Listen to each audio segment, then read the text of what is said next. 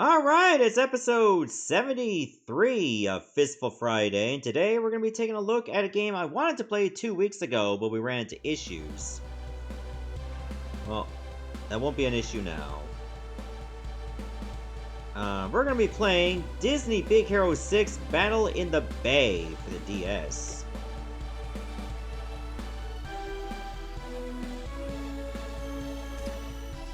Okay, it looks like I might need to use the stylus for at least this screen. If I remember correctly, wasn't this the last physical release for the DS? Hopefully I don't have to use the touchscreen for everything. These kale and tofu paninis are amazing. What's in them? Probably kale, tofu, and sadness. You know, there's a lot of salt in that sandwich, but healthy amounts of polyunsaturated fats and potassium. Potassium! Hurry up and eat, guys. I'm gonna show you the upgrades I've been working on for the team. You're never gonna believe what I came up with. You could at least say, "Excuse me, Fred." Wasn't me! That time. Anyway, I am detecting a large number of bot fighters activating all across San Francisco. I had to do a double take, that's not how you spell San Francisco. And it turns out San Francisco is actually what they call it. Those didn't even look like any bot fighters I've ever seen before. Yeah, it's like somebody supersized them. Why would bot fighters trash the city? Only supposed to fight each other. Something tells me whoever is controlling these things isn't really interested in following the rules. Maybe we should call someone? We are someone! This is what super crime fighters do! Okay, we should split up and find the source. We'll keep in touch via our communicators. Whoever's controlling these bots must be close. I'll head downtown. If we spread out, we'll find the culprit in no time. If you get in trouble, make sure you use the chem capsules I gave you. They're especially useful on groups, if you use them at the right time. Each capsule has a different effect, but some take longer to make than others, so try not to use them all up at once. Now let's get those bots. Thanks! Time to find out who's behind this robot rampage. Okay, this looks like a side-scrolling beat-em-up. Did you just taunt me? Oh wow, you get a combo score too. Do I have a double jump?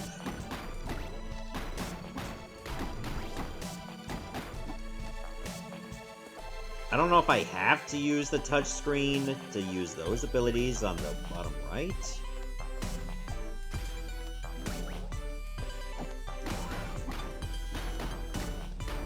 Music is kind of average.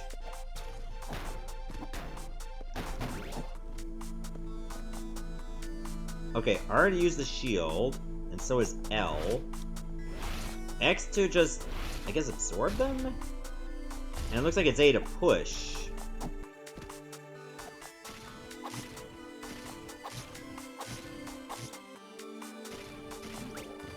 Alright, there we go. That's how you do it.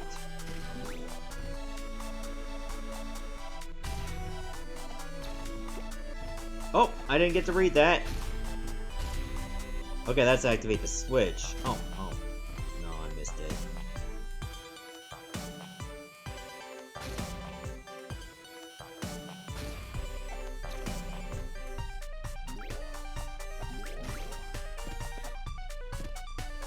Most annoying world of times in Kingdom Hearts 3? I don't think I even made that far in Kingdom Hearts 3.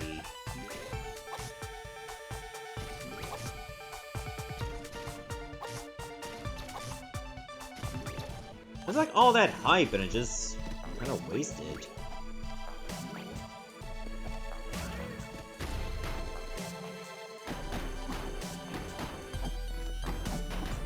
Okay, enemies seem pretty easy to fight. At least in the first stage. Oh, there was an E. Okay, I missed the H. I'm sorry, he's just an arrow.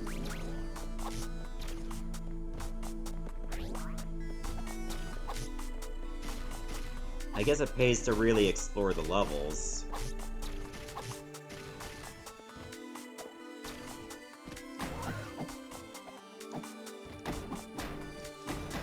Okay, the aerial attack does not seem that great. It's just like a floating punch. Okay, falling down does not instantly kill you. But it doesn't help.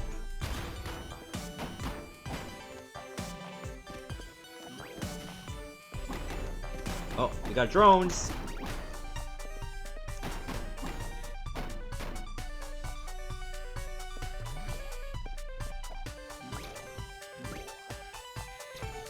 Okay, you can use the double jump anytime you want.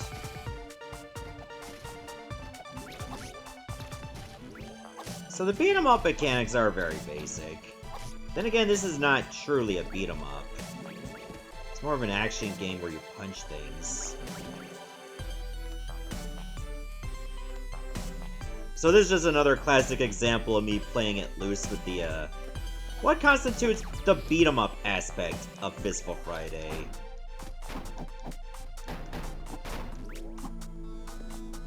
It's just like most everything I do on stream, I just make it up. But at least we get content out of it. Oh, there's the O. Ooh, okay.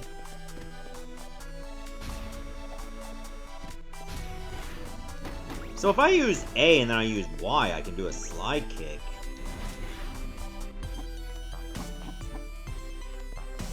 It's even when I pull them in and then I can do the slide kick too. There's too many of them! Baymax, I need help! On my way, hero!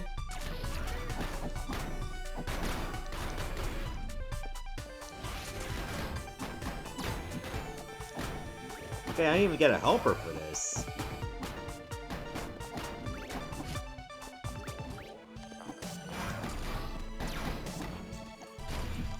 Oh, I can even do the push in midair. Okay, I don't even know what that did. I am detecting a security breach back at your workshop. The attack must have been a diversion. Hope they didn't steal anything.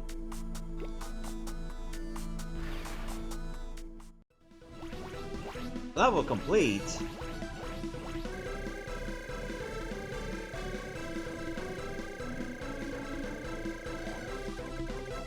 Oh, I didn't get what looks like a cat. I'll try level 2.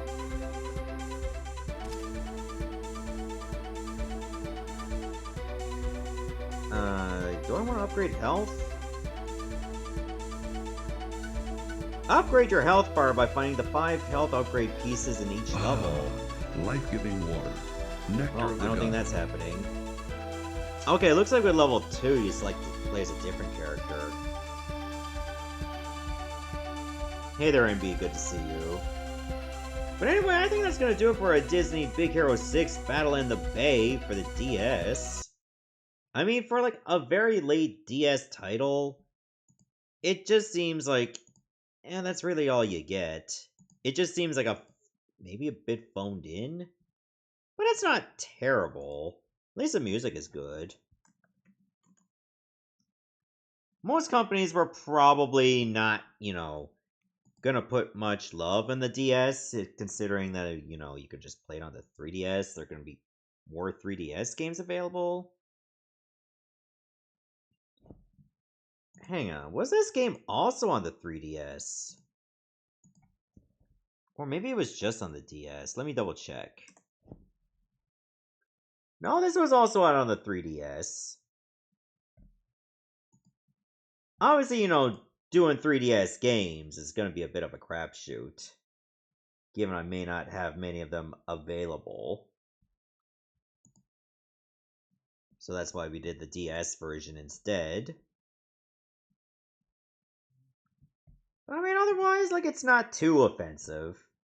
It's just very basic.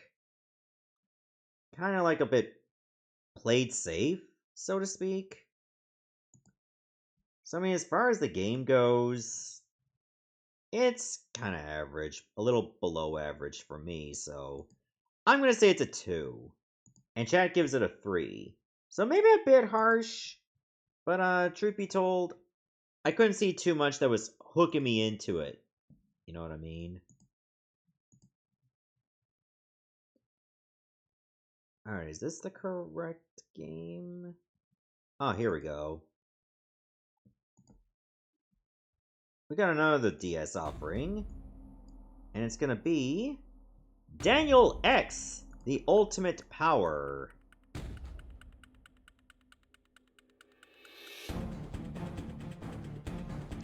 I don't really know much about this particular license. You wish to play the tutorial? No. If this were a video game instead of real life, this would be the part where I rescue the princess from the giant ape. No cutie to save this time, though. Okay, I guess we're gonna kinda give you a tutorial. Okay, you have a mini-map on the bottom, at least. You're late. Sorry, I got held up beating the snot out of your minions. Those chumps really put the in lackey. Spare me your witty repartee, and let's get this over with, shall we? Round 2. Fight! Use your ultimate powers to defeat Elias. Okay, A is dash.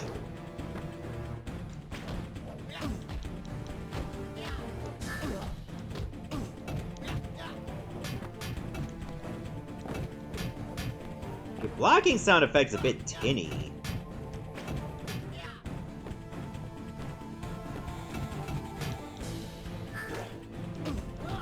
Okay, I can use R for a shield.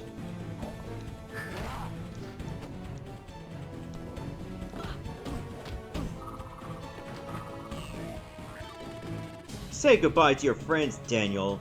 You won't be around to create them for much longer. I'm sorry, Elias. Are you talking? It's hard to hear over the sound of me kicking your butt. Okay, this is an obnoxious kid.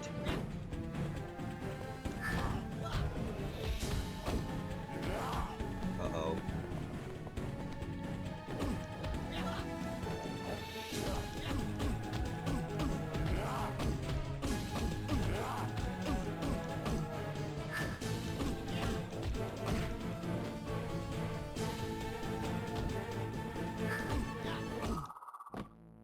Are you done?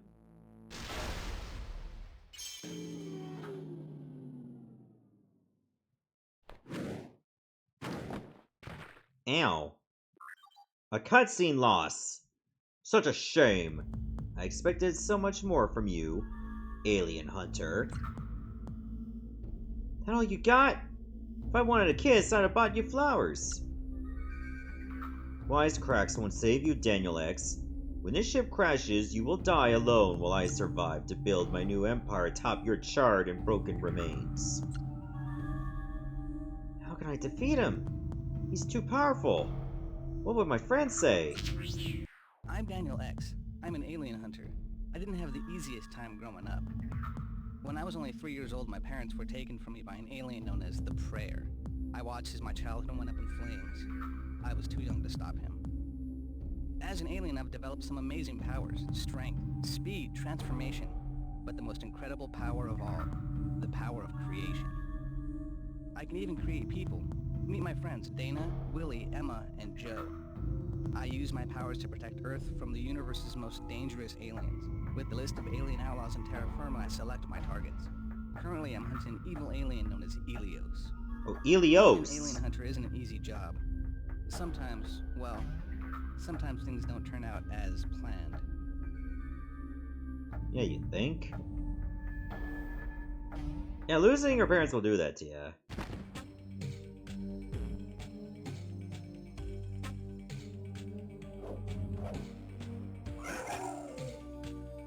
What was that? Alien just laughing at me? Whoa, what just happened? I remember fighting Helios, but I think I blacked out, and now I'm here. Wherever here is. Feels strange, as if my powers have been affected. Better find a place to rest. I'm sure my friends can help me figure out what's going on. Find a place to rest. The touchscreen displays the minimap and details on the current mission objective. Press select to switch between each mode. Okay, this seems like has some beat 'em up aspects, but I imagine this is also maybe a Metroidvania. Use Daniel's creation powers by pressing X now. Of course, he has to create a blonde hottie first. Are you okay, Daniel? I feel like I just went 10 rounds with Hercules and his bigger, meaner brother. But I'll survive. What happened? We were chasing Helios, intergalactic mass murderer, number 1 from the list, or number 4 from the list. We snuck onto his spaceship. The two of you got into an all-out brawl. It was awesome. The ship crash-landed while you two were pounding on each other. Gosh, I hope we didn't hit any birds or trees on the way down. Not much danger of that. This doesn't look like Earth, or even my home planet. Alp or Nock, for that matter. I better take a look around. Be careful, Daniel. We don't know anything about this place. Who knows what's out there? Don't worry about me, Dana. I'm an alien hunter. This is just another day in the office for me. Except, you know, the office is on another planet.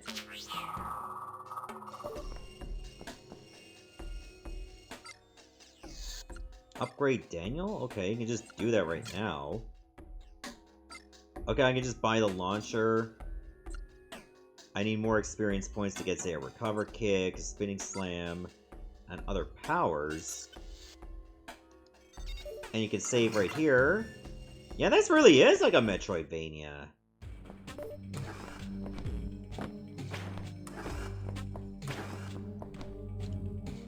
Okay, you can dash like this. The door is locked. Wait, can I do anything with that? Is that a camera? Okay, you can break the camera. Nice. Hello? You there? Can you hear me? Loud and clear.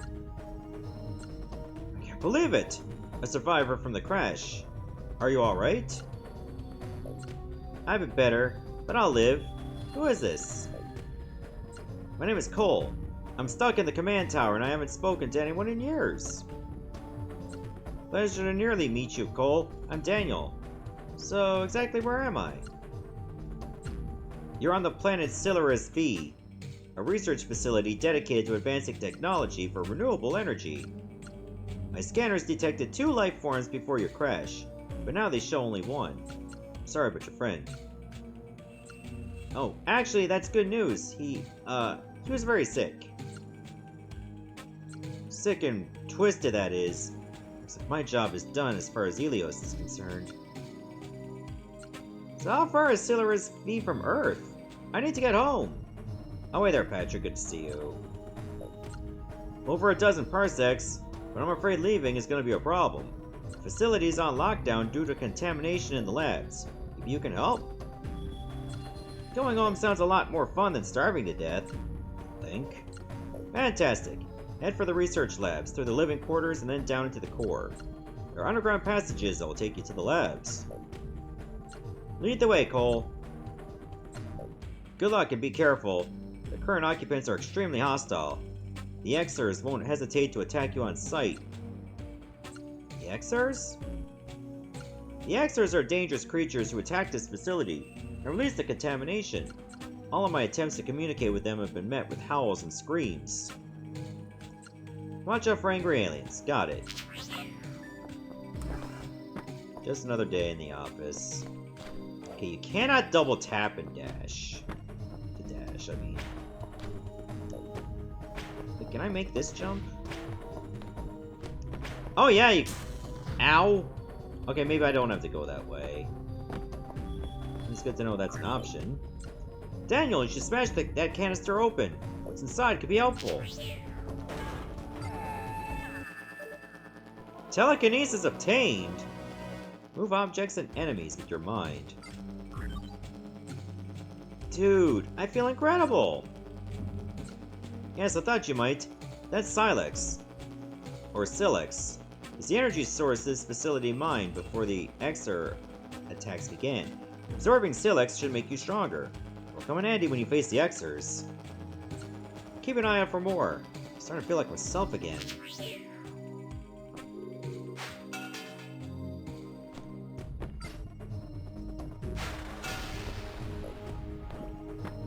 Okay, I'm guessing those red diamonds are health.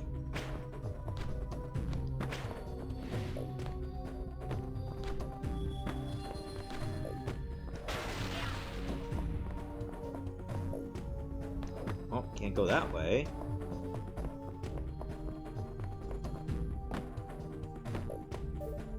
You can't move through this wall until you gain another power, okay.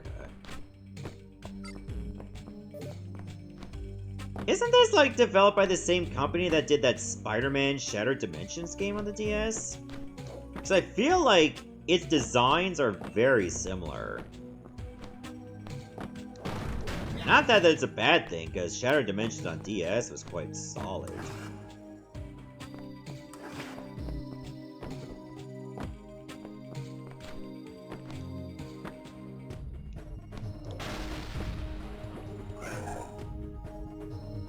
Are you laughing at me?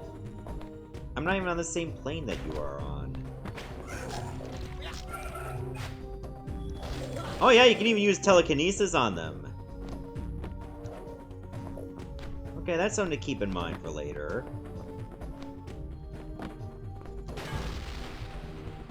All cheddar snackable cheese cubes? Huh, funny enough, I actually got some cheese cubes from work.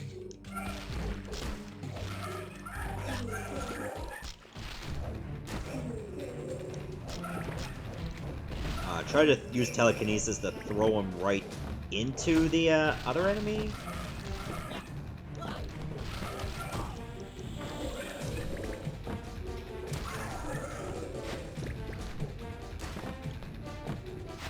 Oh yeah, you can do that. You just gotta remember to hold X the entire time.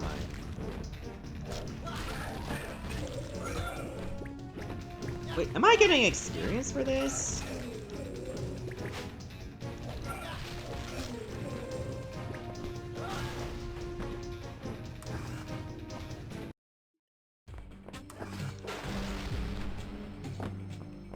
I was. Press B to jump, it tells you that now? The creation power tutorial. Uh-huh. Oh no, you have to use the touchscreen for this. Alright, well I guess I gotta use the mouse. Do this without retracing a line or lifting the stylus. Alright, well let me do it. I can make squares.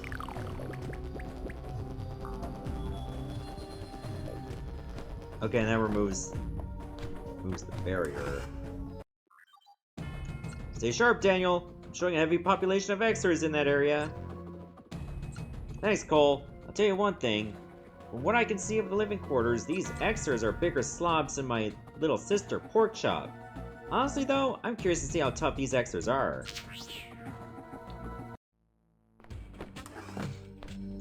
Let me see if I can find the other save point.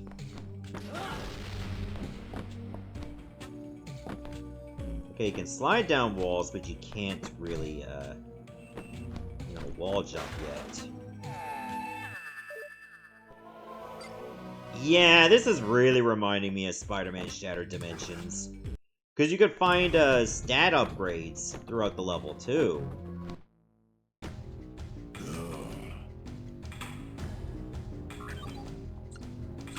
Alright, let's fight it out.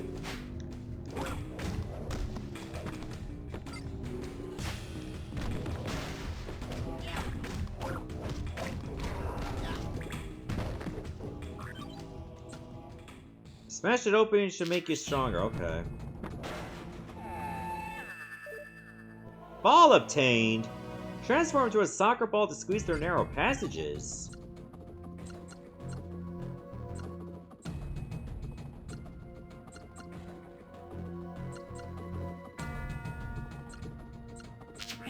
I mean, I should get the ultimate power. It's in the title of the game. Oh my god. Metroid, eat your heart out. This is amazing. You just become a literal soccer ball. And then you can press R to change back.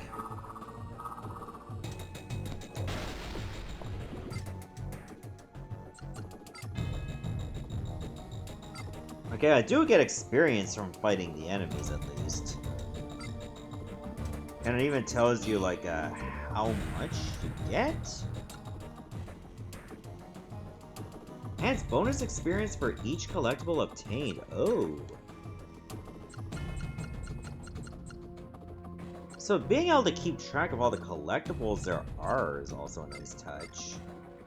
Which encourages lots of exploration and coming back with, like, more abilities. Alright, I think that's gonna do it for Daniel X The Ultimate Power for the DS. Honestly, a pretty solid game. Like, is it a solid beat-em-up? I don't really think so. It just happens to be a Metroidvania where you beat things up. But, like, the game as a whole, it's really got potential. I don't know if Daniel X is really a license, though. Let me see. Oh, it's a book series.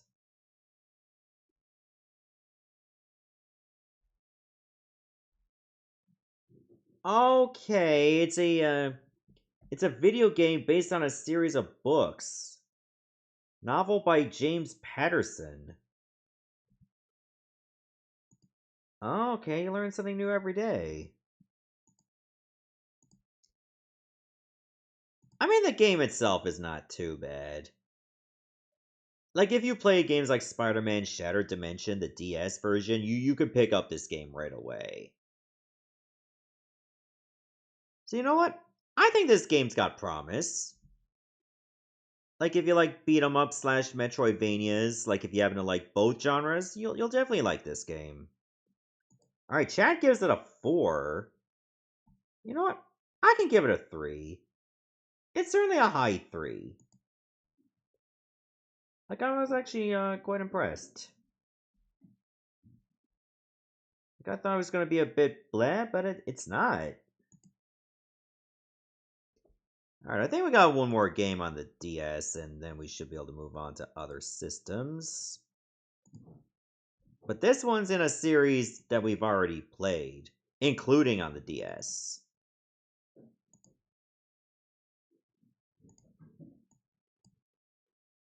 Oh, it's also a Kryptonite Games game. We're gonna play Ben 10 Ultimate Alien Cosmic Destruction.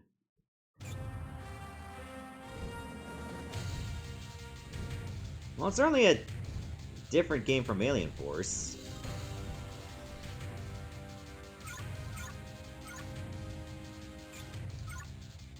Probably not that much different. Let's take a look at the controls. Yep, you can still transform, but you can do it with X. XX is super attack. LR to block, Y for melee, A for special. Okay.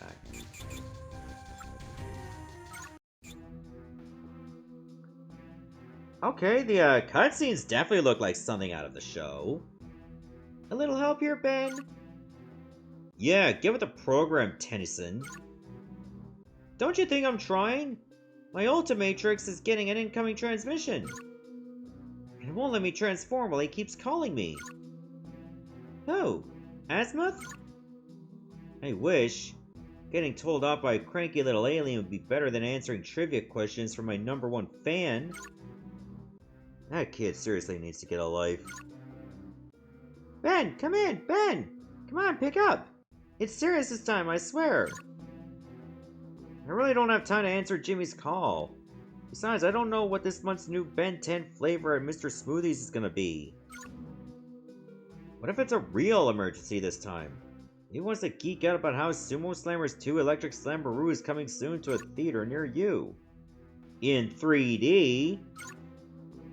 For real? If that's the case, I am so taking the call. Tennyson! Look out! Oh, I'm separated from my friends. Guys? Whatever's so important, it's gonna have to wait, Jimmy. It's hero time! Press the Y button to attack enemies. This will fire your ranged attack while at a distance, or use your melee attack while close to an enemy. Pressing the Y button repeatedly while close to an enemy will perform your melee attack combo for extra damage. Okay, so I'm just going to immediately transform, huh?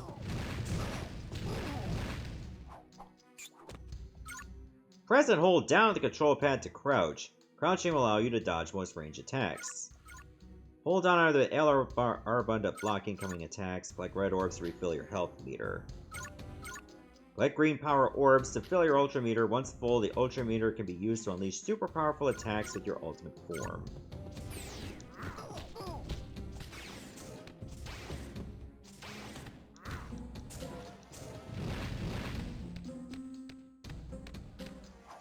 So yeah, it's pretty much the same devs that did the previous game we played.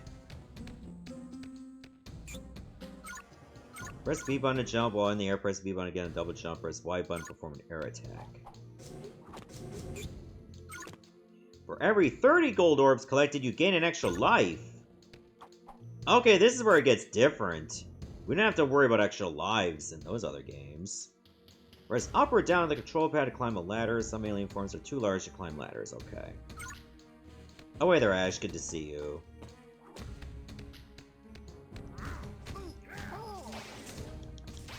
Okay, I don't have the superpower yet.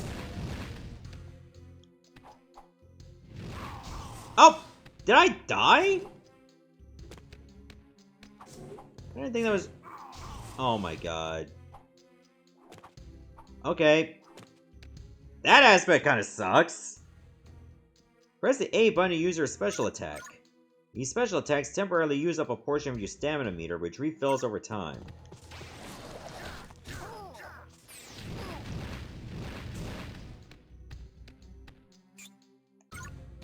You can transform to several different alien forms using your Ultimatrix. Press the X button or tap the touch screen to open the Ultimatrix, and tap an alien portrait to transform.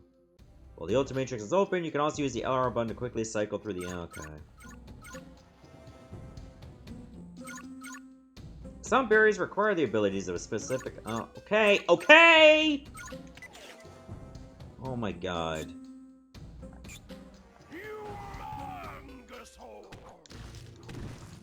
There we go.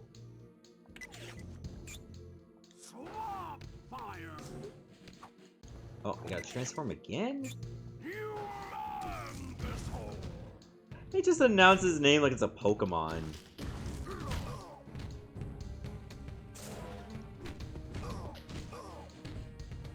Okay, seems to be doing better at combat than Swamp Fire. Some areas of the environment are too small to fit through larger alien forms. Transform to Echo Echo so that you are small enough to fit through the collapsed tunnel.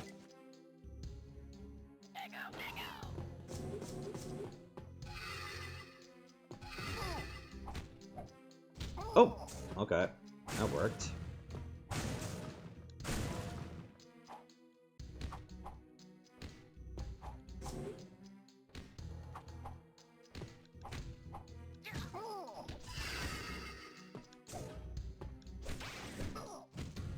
Combat here does not seem too bad. It's just the platforming. When you have to worry about pits, and you may not always be able to see where the pits are.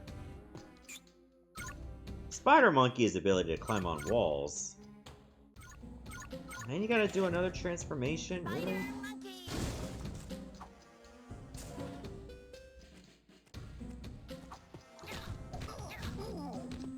Okay, it's good to know all the characters have combat capabilities. The hell? Hang on a sec, I gotta look out the window. I'll be right back.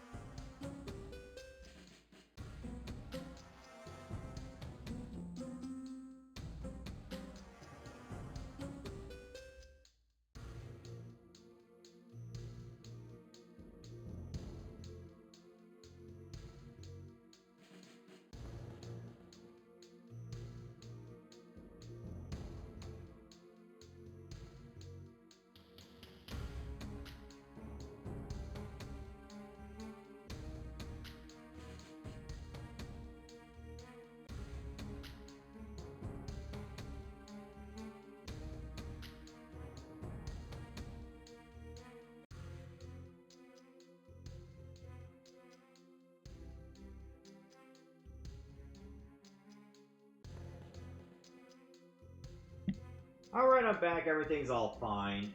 I just saw what looked like cop sirens or like cop lights that were like flashing not far from where I am. But it didn't look like it was in the parking lot over near where I live. Use a control pad to push away from the wall and press the B. Okay. Which looks like something I'll have to do. Yeah, see? Wait, hold on a second. Okay, I can still do my double jump when I mount off a wall. That's good to know.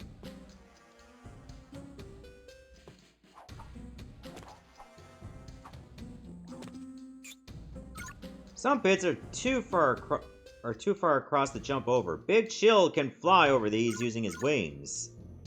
Transfer the Big Chill and press the B button to steadily flap your wings and fly. While in the air, press the control pad to move around, forward, back, and up and down. Flying allows Big Chill to reach places other alien forms might not be able to get to. But be careful, flying also uses a portion of your stamina meter.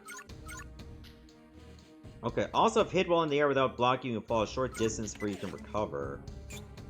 I mean, all I have to do is just not get hit. Chill.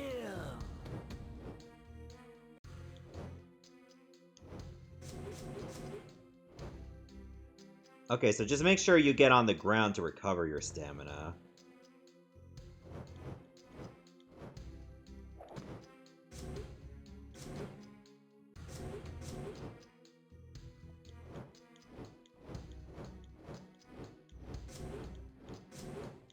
Uh-oh, uh-oh, uh-oh, uh-oh, shit!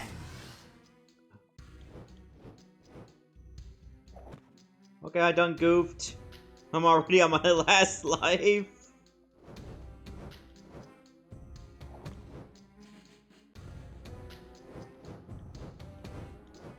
Yeah, I think if you hold up, you can fly a little bit higher.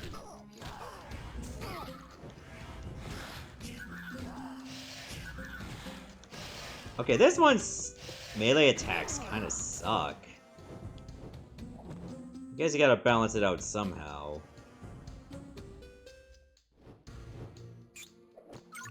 Transfer into Swamp Fire to burn through this barrier with your fireballs. Swamp fire.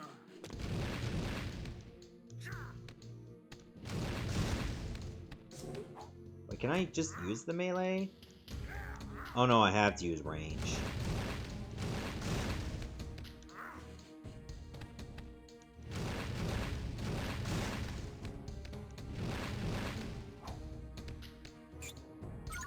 Once you have collected enough green power-ups to fill your Ultra meter completely, it'll begin to flash, letting you know your super attack is ready. Unleash your ultimate form super attack to do massive damage by double tapping the center of the Ultra Mage on the top of the screen by double tapping X.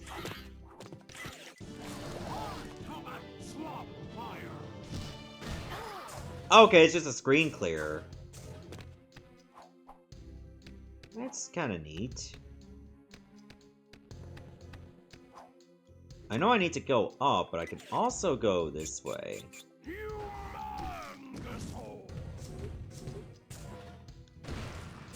Oh, I could have smashed that, what looked like a sarcophagus the whole time? I passed by a couple of those. I'm glad Humongosaur can still double jump. That's pretty jacked.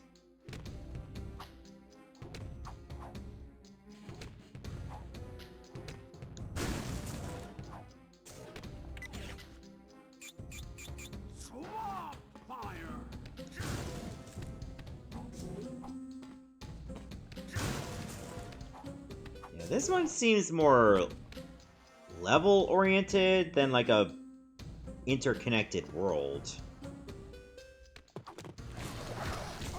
At least that's the vibe I'm getting from this game.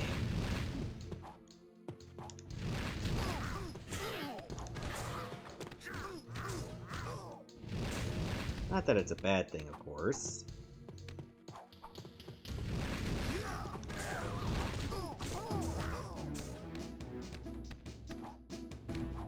Does that knight want to fight me now?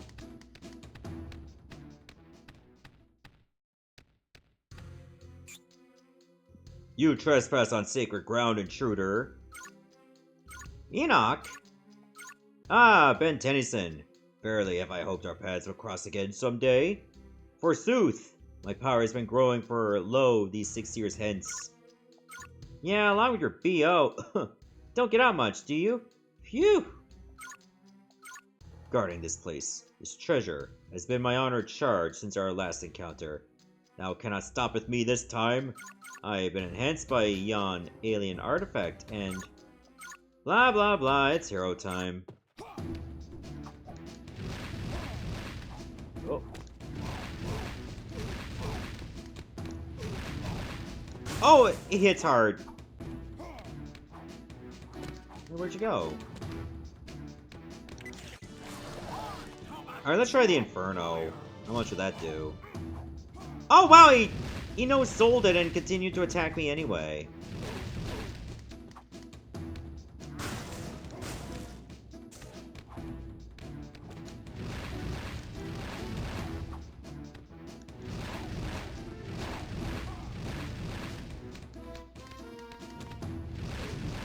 I mean, I could just do this. And if my fireball does no damage, that leads me to know that he jumped.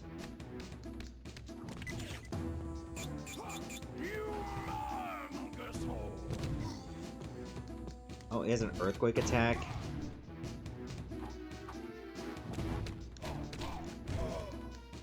Get wrecked. You have unlocked a new alien form, Water Hazard. Cool. I think that's going to do it for Ben 10 Ultimate Alien Cosmic Destruction for the DS. Honestly, not a bad game. Platforming can feel a little, janky at times. Especially if you can lose an entire life from, like, falling down a pit. I think that's really BS. And I imagine if you run out of lives, you have to replay the whole level. So, you know, not exactly the best experience. Not a terrible one. I just think that Daniel X The Ultimate Power feels like a better game to enjoy.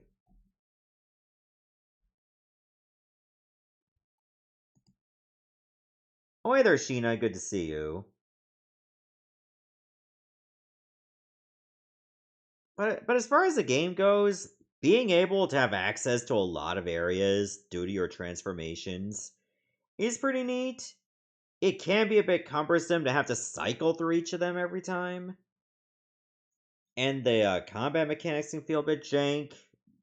Like to the point where you're just gonna rely on Swampfire's projectiles. But you know what? I still think it's promising enough to be a 3. But it's kind of a mid 3, if I can be completely honest. And I usually try to be. Alright, let's move on to a game we have already played here before. In fact, we have played ports of this game before, and we even played this particular port before on a grab bag. So I think it's time to play it again.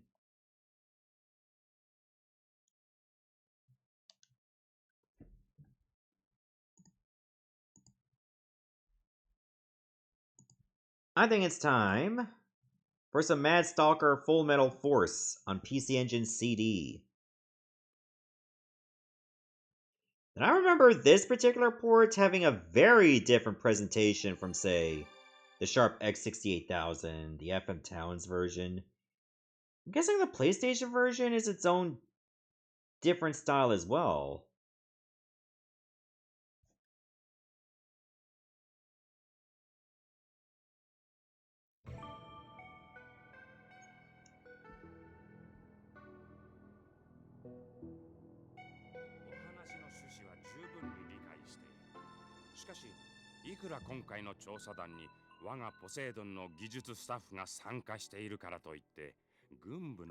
I told you to trim those sideburns.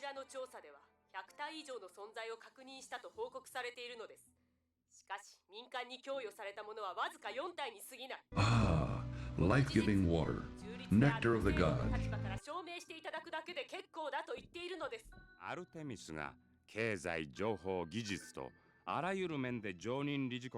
Strap in, because I remember this intro being a bit lengthy. ミッシングテクノロジーの再発見がいかに急務とはいえ、4体もあれば十分ではありませんかな。軍事の衝突が人的資源は愚か、情報、技術資源までも損耗させる事実は大戦で立証済みです。不必要な軍備は他国のいらぬ不安を募らせるだけだとは考えませんか。それよりも今なすべきは大量の戦災難民を受け入れるための器作りと、復興先進国としての名に恥じぬ治安強化なのです。例の技術が民間に還元されれば、再開したアポロンの造成工期も大幅に短縮が可能です。アルテミスのスラム化が他国諜報員の活動を容易にし、本社の機密を脅かしている現実も忘れないでいただきたい。詭弁ですな、市長。我が社の重要機密が外部に漏れた実例はかつてなく、今回の発見が国家レベルの機密であればこそ、私は軍部の意見を尊重するのです。機密保持能力の低い民間に技術が還元されれば、それこそ他国の思惑通りではありませんか。ただです。You know, I'm just gonna skip the intro because we're not even gonna know what's going on anyway. Let's just go right to the action. Oh yeah, I remember Mad Stalker also having a versus mode. And you can even have CPUs go at it. But let's just take a look at the real meat and potatoes, which is the story mode.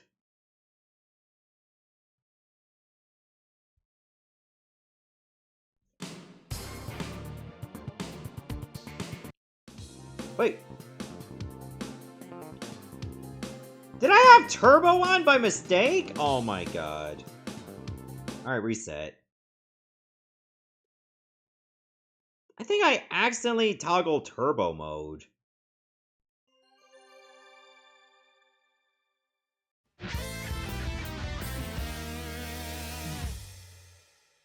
Alright, I'm just gonna... Okay, that's better. Alright, we can go with Chico Rodriguez, Richard Winston, or Eve Lurdia. Let's go with Eve. こちらハウンドドッグ。機体に異常なし。計器類も正常に作動している。そっちはどうだ、リチャード。順調順調、全く問題なしだ。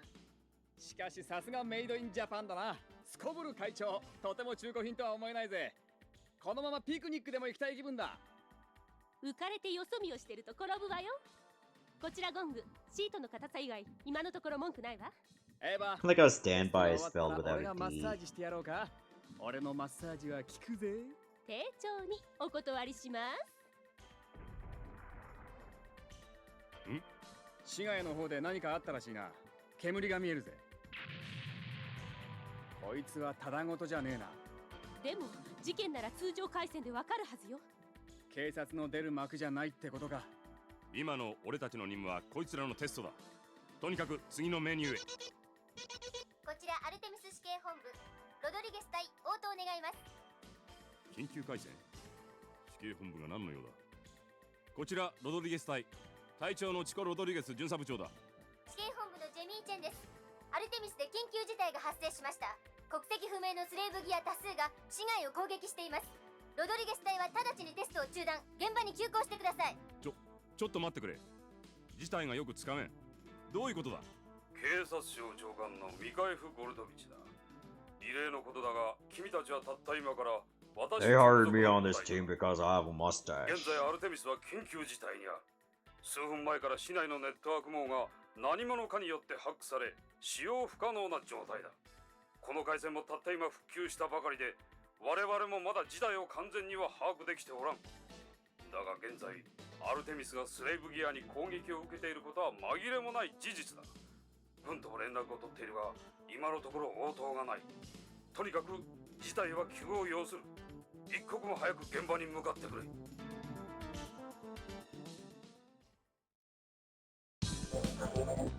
Alright, let's go. Oh yeah, up is jumping this.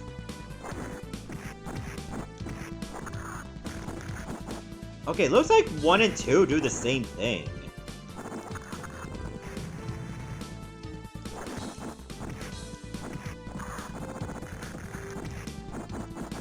This is for everyone, for those who've done one, which Pokemon game would be the hardest to Nuzlocke. I've only done one Nuzlocke, like a legitimate Nuzlocke, and Silver was the only one I did. But I managed to beat it. Oh, you know what? That's the PlayStation version, which has the extremely different gameplay.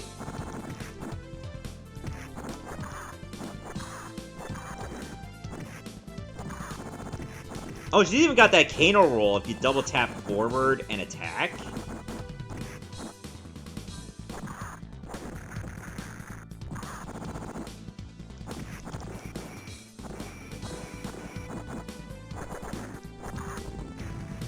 So combat can be a bit to get used to.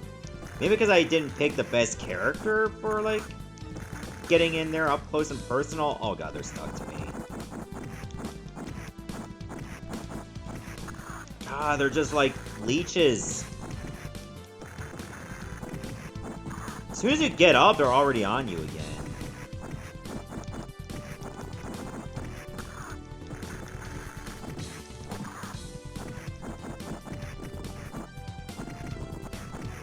I don't know if I'm gonna get Marvel Cosmic Invasion. Probably not at launch.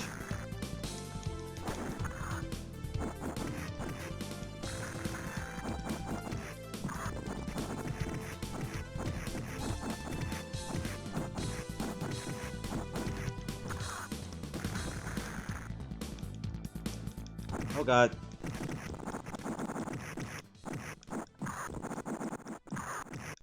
Okay, this part goes way too freaking long. Alright, I'm just gonna like spam the waiting for some patch of discount? No, because I don't have to get every game on day 1. I got other games to play.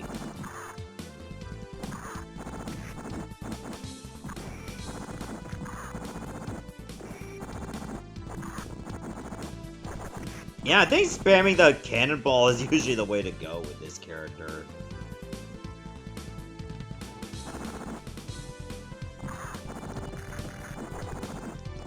Especially since it damages anything on contact.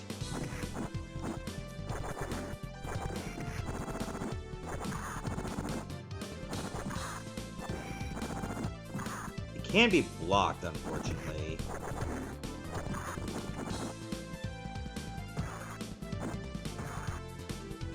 Oh. Somebody's ready to attack. Can you get down, please?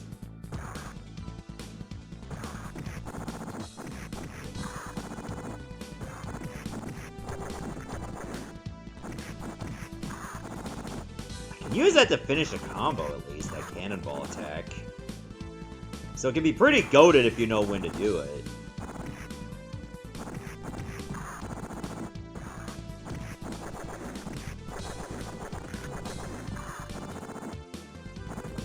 Ow.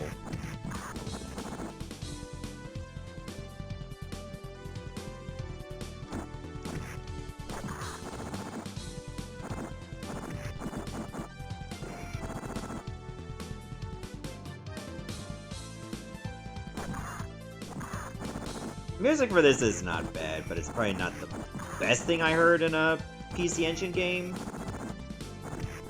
But it's serviceable.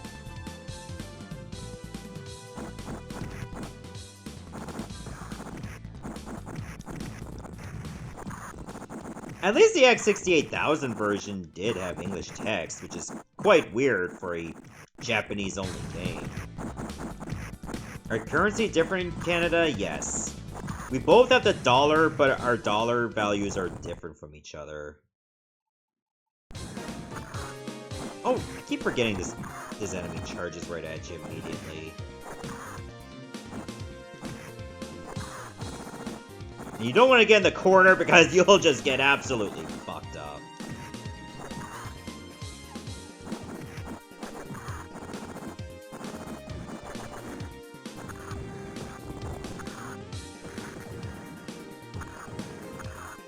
Like that, see?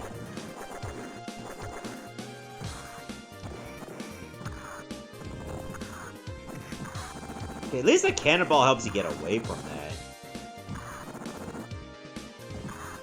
Got it.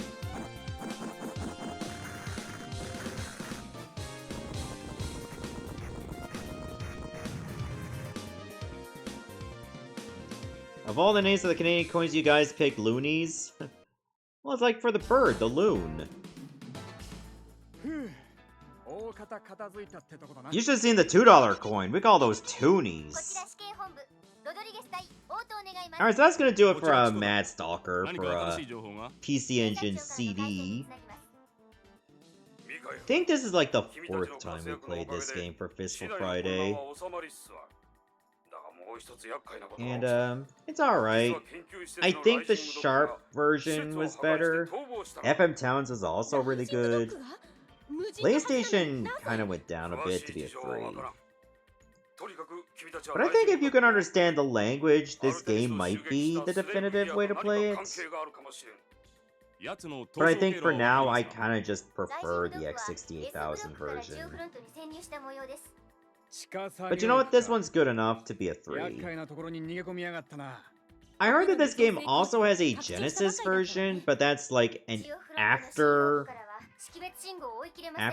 release, or after like commercial availability release. Like we're talking like around this time. But anyway, yeah, Chad also thinks it's a 3. Which is honestly a fair score. Like, it's a serviceable enough game that if you don't understand Japanese, you can still play it with no problems. Alright, we're not done with the PC Engine yet, but we are going to go to a HuCard game. And there's one we also played.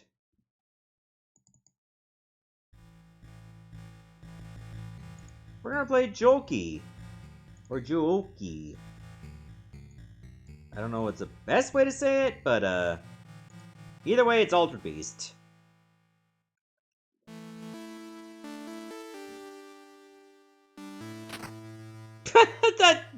that lightning sound is so pitiful. Okay, why the hell is it, like, turning on automatically? I think I did something with my, core settings.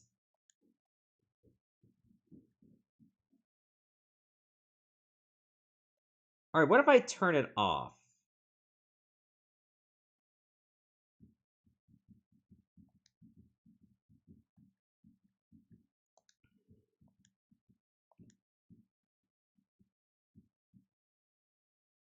Turbo mode, classic, turbo bind.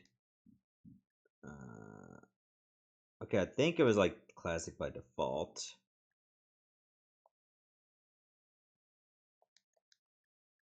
Or what if I hit restart and not do anything else?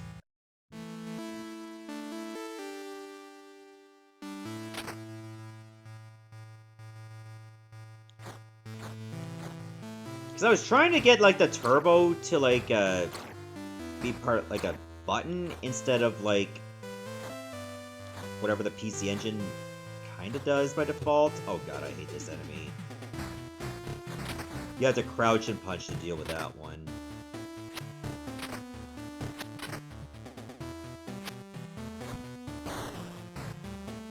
So for this one, you pretty much have to like... No, okay. It's very cut back. And there's no parallax. Up is jump. You can tap it for like a regular size jump. Oh, yeah, I'm dead.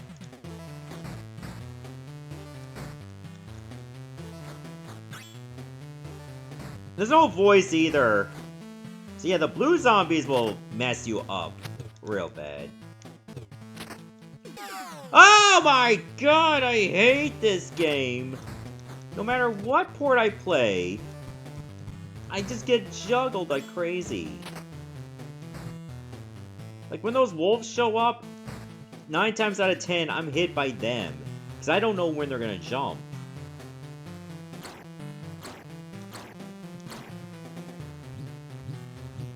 Ultra Beast and I have pretty much a hate-hate relationship.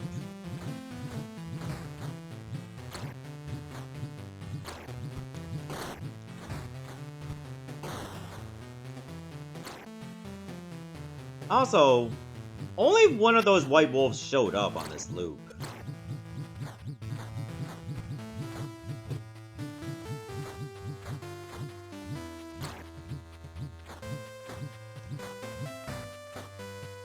Now you better run.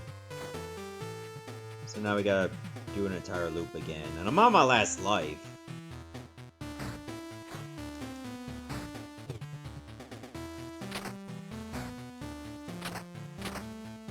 I don't know who Stella is in this universe.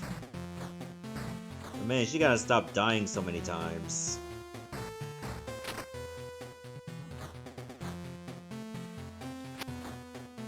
Like, oh, look who's talking. Me on my last life already in Altered Beast!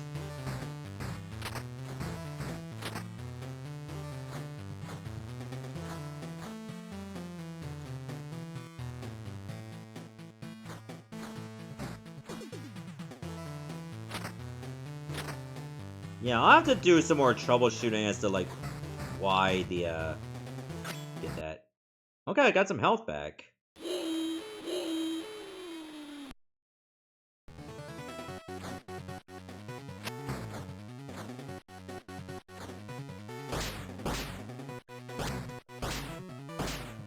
That the Sega version is better? I mean, it is their game!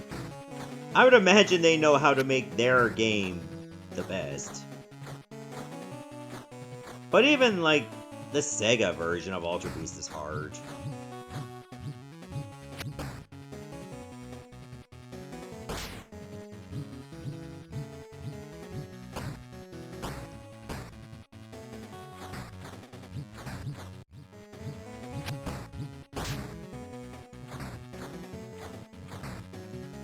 If I can at least get to the boss, I'll be happy.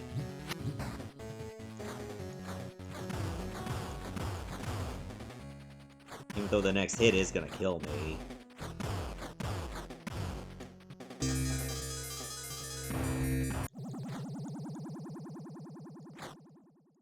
Yep, no voice samples at all.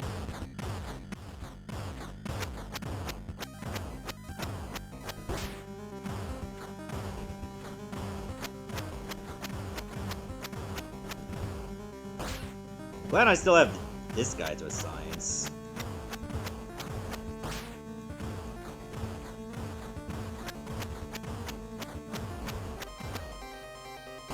Like, out of the non-Sega versions, I think the Famicom version of Ultra Beast is, like, probably did better than I thought.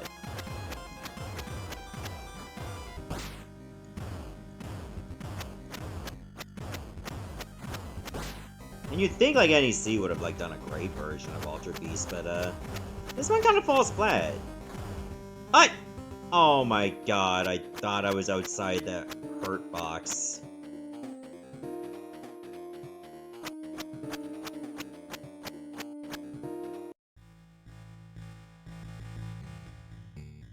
Yeah, you can continue, but I think you can only continue a set amount of times.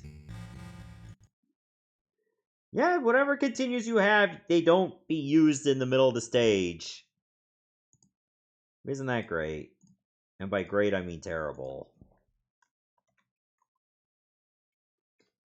So that's gonna be Juuouki for the PC Engine, aka Ultra Beast. It's rough. On pretty much no matter what system I play it on. But this one is certainly, like, one of the rougher ones. I mean, it's not going to be as rough as, say, like a microcomputer port, which I think is considerably worse.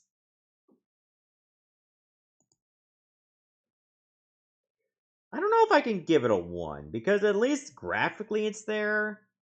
Gameplay-wise, it's just very jagged. And it doesn't do much to, like, you know, make it more accessible. It's just gonna bust your balls no matter what.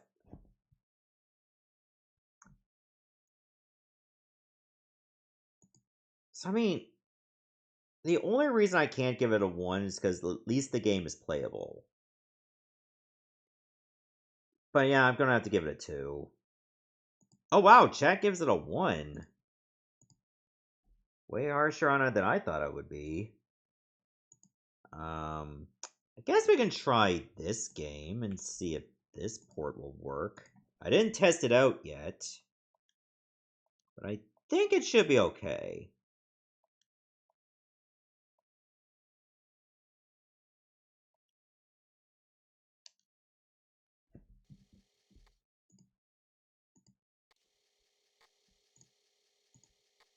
You guys are already getting red flags. We're gonna play Kung Fu Master on Commodore 64.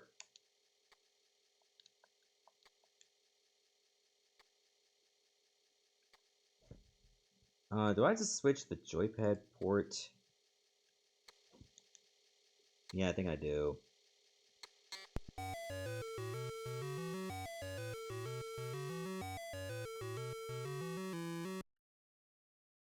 Oh wait, I think this is just the demo mode. Out of my day was fine.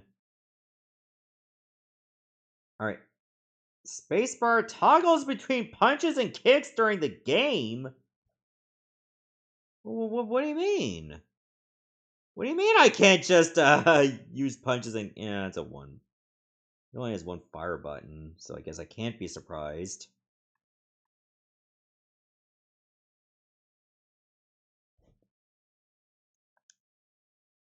But, okay, escape does not allow me to go through.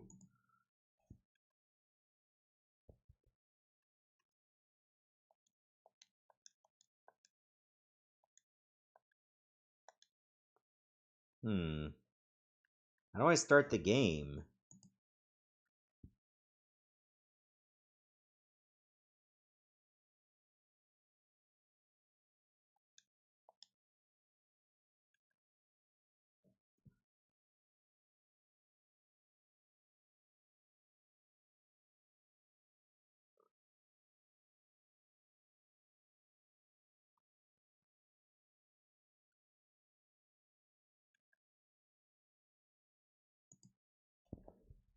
Is it like escape?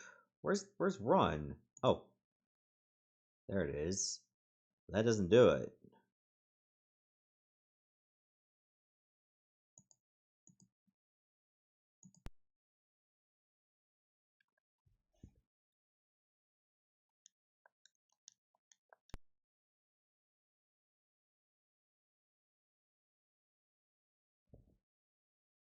Alright, spacebar cycles the option, return enters. Alright, where's return? Is it this one? No, I think I might be back. No, this is return. Enter number, then press return.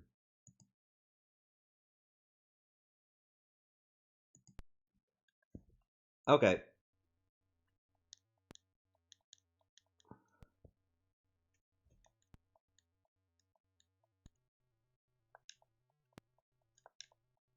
Get off me!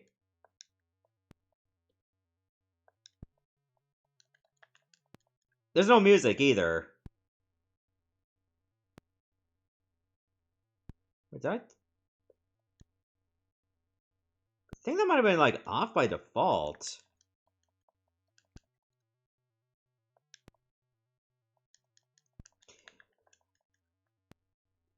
Let me try crouching the whole time. Okay, that seems to do a little bit better to like hit them and not get grabbed. Okay, there's the boss. Oh, I'm dead.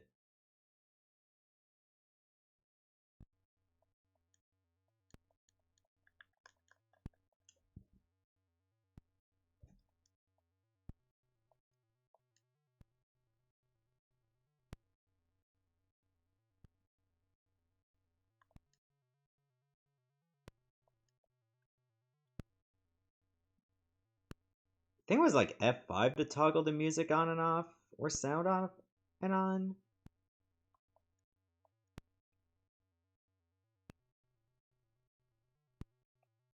Yeah, you better run. Okay, crouch kicking works really well on the first boss.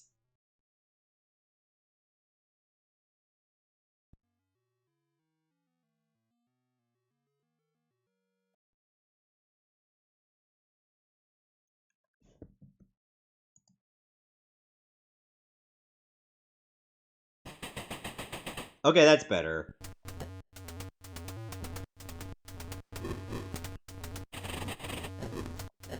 Okay, I gotta remember, like... Oh. What's that gonna become? Ow.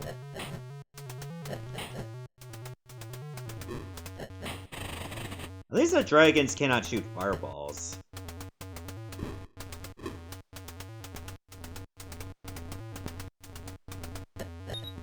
Oh, I thought I could kick the snakes. Okay, one more hit and I'm dead. Hey, it's Frodo!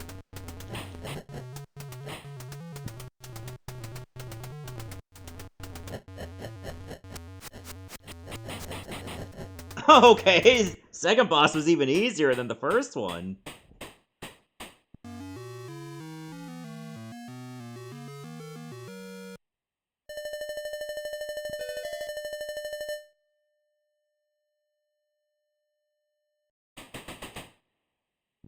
I mean, granted, the colors are not the best looking. But honestly, this, this port of, Kung Fu Master is, surprisingly competent. I mean, Kung Fu Master is a pretty old game, by every stretch of the imagination. Is it, like, the best way to play the game outside of the arcade? No. But I mean, if you had this, it's not absolute shit. Oh my god! Okay, I just got punted.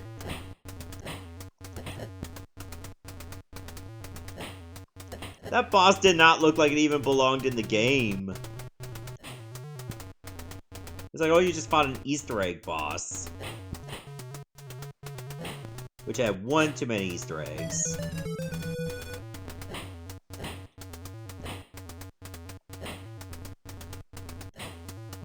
I'm not a fan of, like, having to use, like, space to switch to punches and kicks. I mean, really, you should just use kicks the whole time. Okay, there we go. I don't know how that guy owned me last time. Because he didn't do as much damage before. I mean, he did a ton of damage before, but not this time.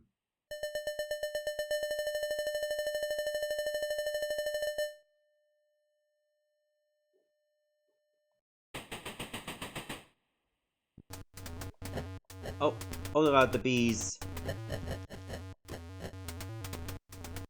Oh, it might be hard to hit in this. Oh. Okay, I think this is where the goodwill goes out the window.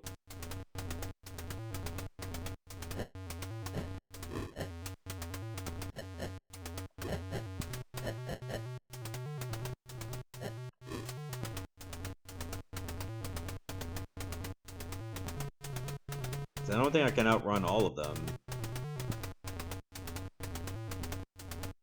Wait, okay, they stopped spawning.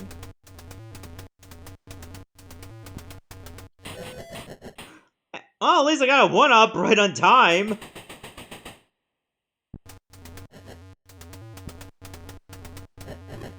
Yeah, like, how are you supposed to hit them from there?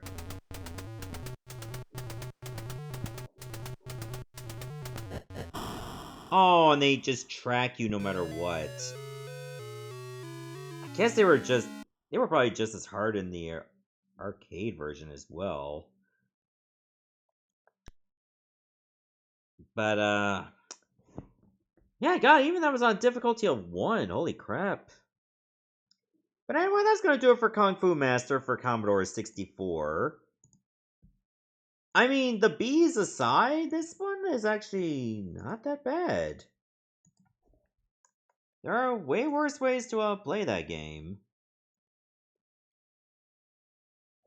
Colors, not the best, but they're not completely ugly. So you know what? I was a bit surprised. I thought it would perform significantly worse. But it did not. Now, of course, the NES version is still, like, the better way to play it outside of the arcade. In fact, the NES version is actually better than the arcade. In fact, I would say the Game Boy version, even though it's not the exact same game, it only just similar in name only, could be a really good way to play it. But I mean, it's still Kung Fu Master. It's pretty basic, but it's also pretty tough. And you can get destroyed in seconds if you are careless. Which I usually am. But that's not the fault of the game. You know what? I'm going to say it's a 3. I think it's pretty close to the NES version without being the NES version. Jack gives it a 2, and you know what? That's actually a fair rating for it. Like, it could still be better. But I mean, that's the limitations of the Commodore 64. Like, joysticks usually only had, like, 1 fire button. Like, if it had 2 fire buttons, you could easily do punch and kick without having to toggle each one. But you gotta take what you can. You gotta keep in mind that is a microcomputer from, like, the early mid-80s. Alright, so let's move on to a game that we have played before. Astro Boy Omega Factor for the Game Boy Advance. I remember this one getting really, really rough within the second half of the first playthrough. Because, yeah, you have to play through the game more than once to get the full experience.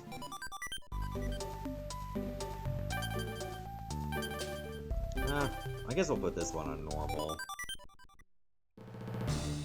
Yeah, it's a treasure game, too. Tobio! Oh, my son. How could this be? Please open your eyes, Tobio. Please, my boy. This can't be happening. I won't let you die like this. Not if I can help it. I'll do everything I can to bring you back.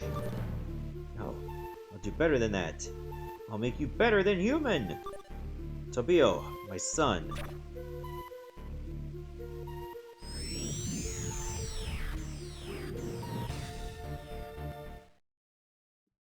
Birth. Oh, so you're finally awake now, Astro. I'm Dr. O'Shea. I'm here on behalf of your father. I'm sure you're a little disoriented. Why don't you just sit and listen? I shall go over your basic functions, okay? How does that sound? If you already know the basics and want to proceed, just press start. Okay, we're just gonna give you the tutorial anyway. I forgot that was a thing.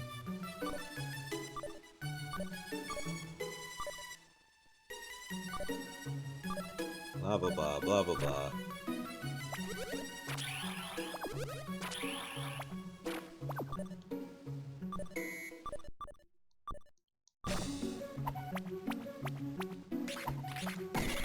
Alright, here are all your enemies.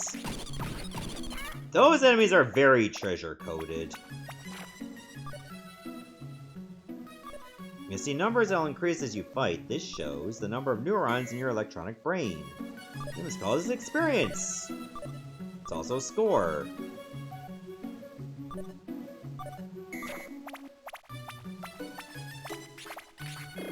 Oh, you even got a finger laser.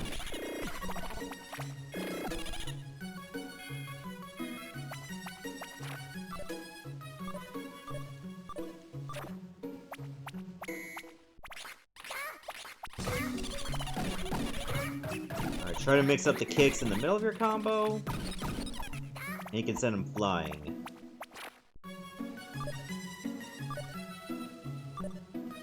Alright, special attacks, arm cannon can be fired by pressing the R button. You can fire your machine gun by pressing the L button. EX dash is A and B simultaneously.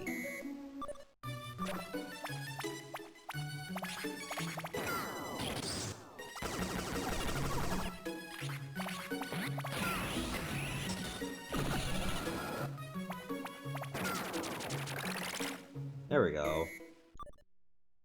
So I use the Omega factor, which is acts as a soul, blah blah blah, you set the thing.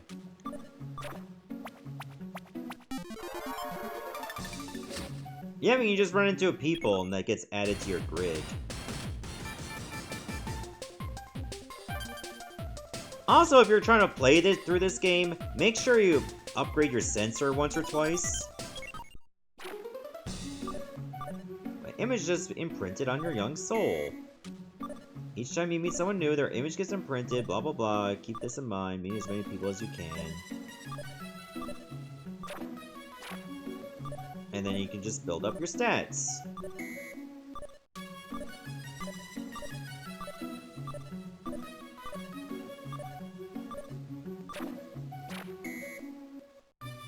You may not even be able to power up even if you meet certain people. Okay, so yeah, there's more to it than that. So this offers a little bit of depth. Oh, Watto. She's a student, blah blah blah, guide you in areas I can't. Oh no, she got kidnapped! Alright, I'll go rescue her. Alright, now we can begin the actual game.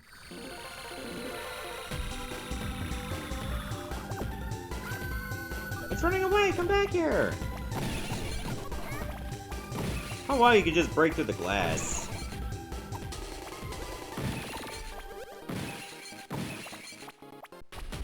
Good things they're not mirrors, or I have tons of bad luck. Oh yeah, wait for me to land.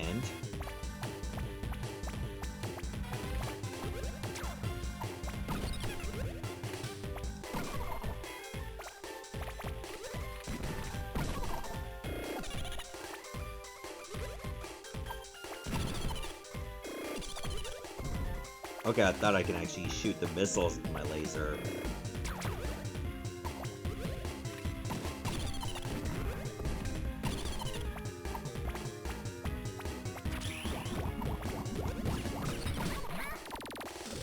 Okay, you can store a fair amount of supers and save them for later, which is nice.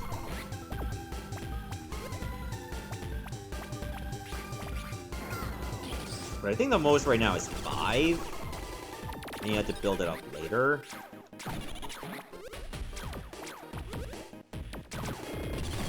Oh, what I hate about the finger laser, it leaves you wide open for a little bit. Hey there, Winston.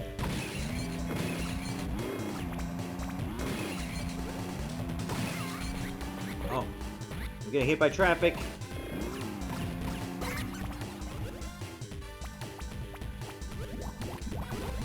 It's fun, but it can be a bit tough.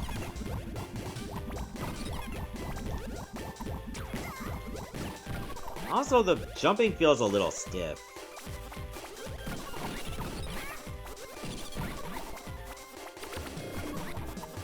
But if you can get past that, it's totally a serviceable game.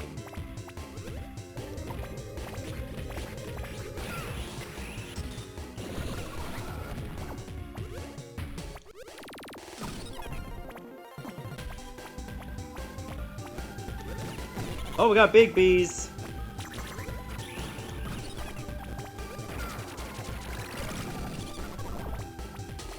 Excellent.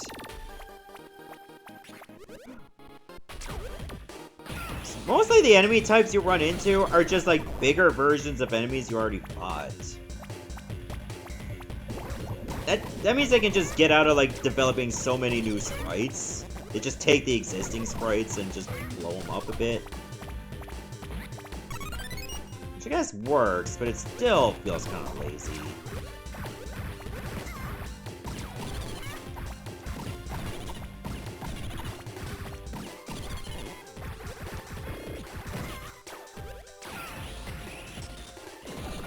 How dare you?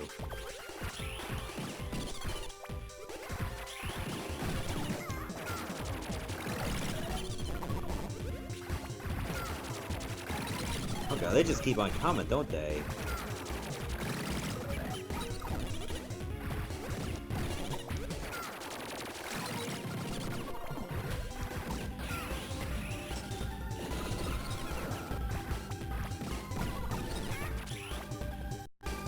I didn't realize I took that much damage, holy shit.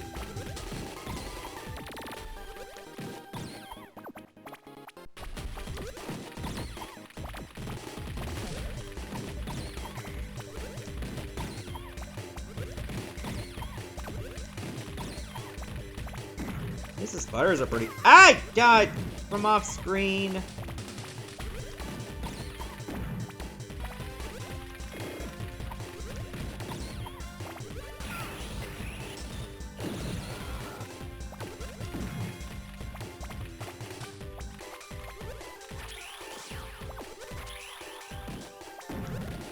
Oh, I was standing in the wrong spot.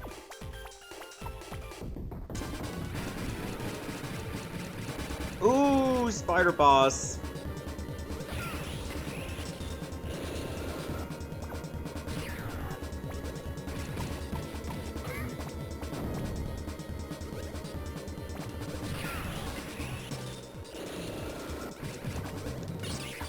Okay, I got it. Oh, there you are. That was actually close. I thought I was gonna die. I am a special robot. Oh. He says another boss. Breaking the fourth wall. Alright, increase my life. There it is. Oh! Pfft.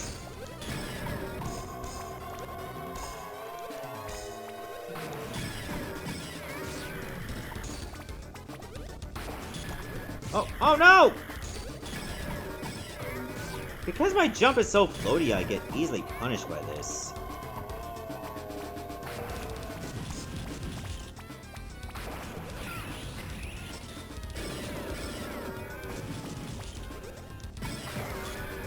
No.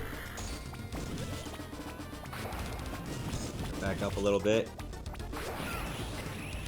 Don't laser me. I got crushed by the ceiling. Great. What a way to go. Anyway, that's Astro Boy Omega Factor for the Game Boy Advance. I mean, it is kind of beat 'em up, but I imagine you're going to be using your lasers and your gun a lot. But it still has melee, so it kind of counts. Otherwise, the beat 'em up section of Fistful Friday would have been over way faster. So we gotta take some creative liberties. So it can be a pretty challenging game, but it's not impossible. And it's got quite a bit of depth, and you can customize your character's build however you like. And you can just run into characters, so it has a little bit of service if you like the Astro Boy series. And I think it's got some characters from like another anime or manga, Mitsume Gatoro, I think it is. The one with the trident. Anyway, this game's good enough. I'm gonna say it's a 4. Oh wow, chat gives it a 2. It can be tough, but it is a treasure game, so that's to be expected.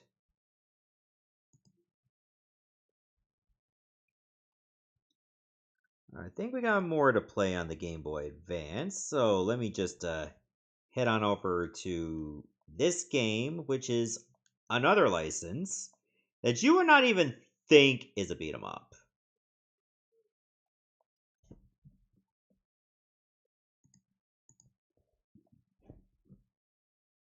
The Grim Adventures of Billy and Mandy. Yep, it's a Cartoon Network game that actually is a beat 'em up. Oh, Midway was involved in this. That's a strange company to be associated with, like, the Grim Adventures of Billy and Mandy. But they were.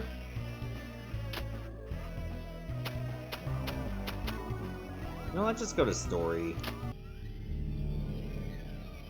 Okay, the story intro seems a bit minimalistic. Someone has been tampering with Grim's chest, releasing countless mojo balls to the universe. Mojo balls are filled with dark magical power, infecting anyone they touch with supernatural rage. Billy, Mandy, and Grim must set out to retrieve every single one of these mojo balls before the universe descends in utter chaos. Forever. Okay, I can't even play as Mandy yet. We need 5 mojo balls to beat Billy's story. 15 mojo balls to complete Mandy's story. So you have to play as Billy. Mandy and Grim watched as Billy ran home. He quickly realized the mojo balls had already infected the neighborhood. It was time for a cleanup, Billy style. Why is he putting a mallet in his trousers?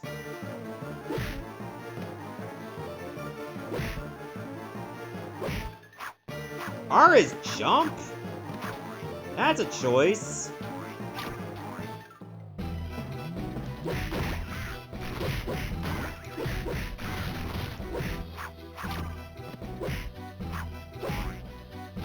Wait, I'm not at full health. Did I take damage somehow? I wasn't even paying attention. Give me the ham.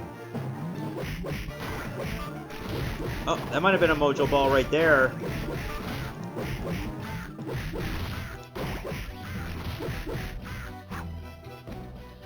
Send in the clowns. Ow. Oh, okay, well, I'm seeing how my health bar works. I shouldn't be paying attention to, like, the black gap or something. Oh my god, what is the hitboxes on this? That's better.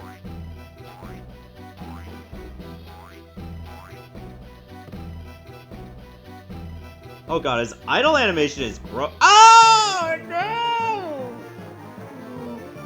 Oh, that's it! Oh Jesus! Did he do that in the show? Alright, I have a gun.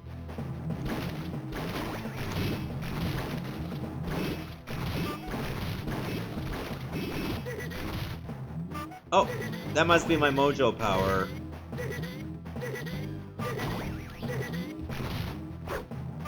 Okay, at least you don't lose the gun.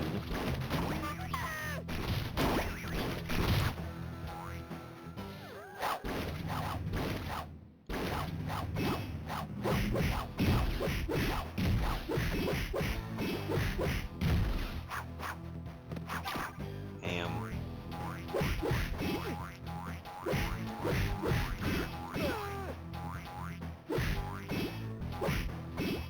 Doesn't seem to matter if you use punches or kicks.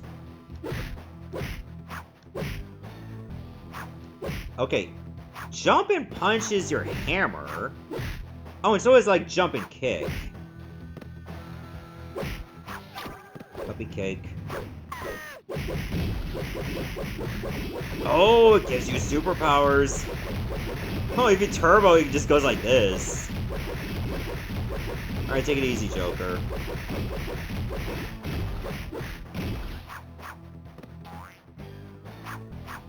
Oh, hello. Why are there thorns indoors?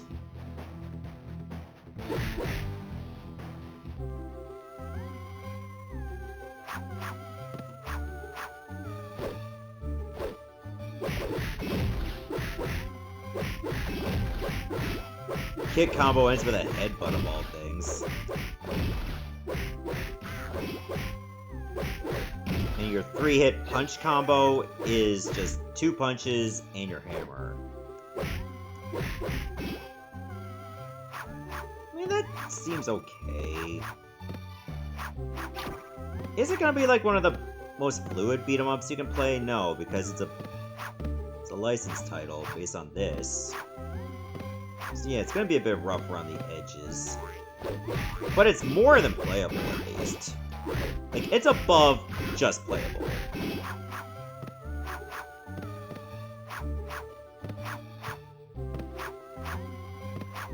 How do I get that? I don't think I can, because I think I might already be at full health.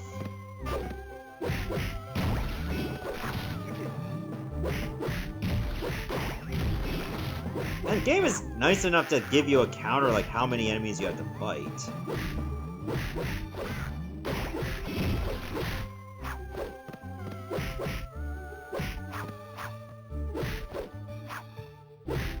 When you do the aerial attack, it is a little slidey.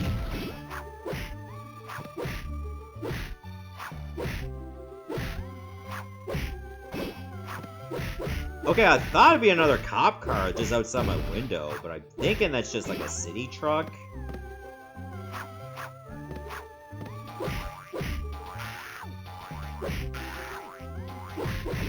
Oh god.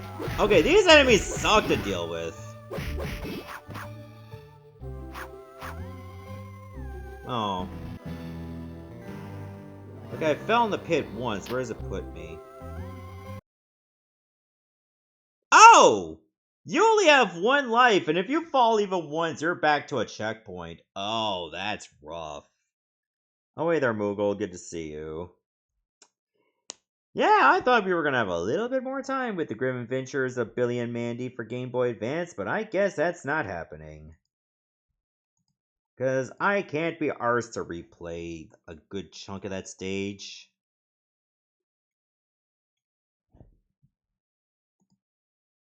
Well, those words aside, the game itself is not terrible. It's just a little below good. It's just on the okay side.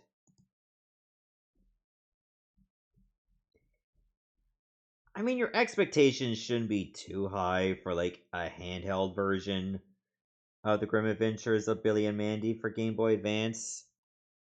But what's there, it's fine. It's like, if you like the show, you'll probably get some enjoyment out of the game. And even if you don't know much of the show, it's a pretty color by the numbers platformer with beat 'em up elements, and sometimes you can use a gun. And it has like multiple story modes. So you gotta like play as one character, and then you gotta play the other character, and then you play the third character. And I don't know, maybe there's like a extra story after this? I'm gonna say it's a 3. I mean, what's there is at least put together fine.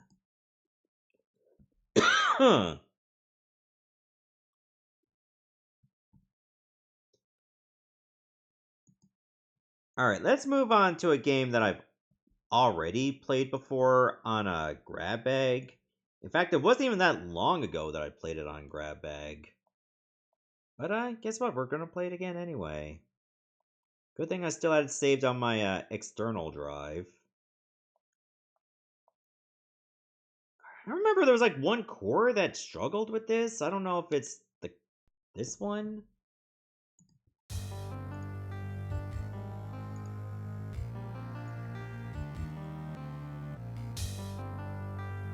Ultraverse Prime for the Sega CD.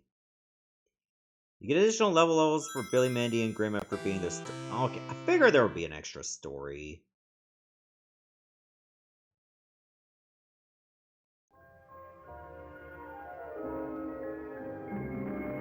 I hope I don't have to switch cores.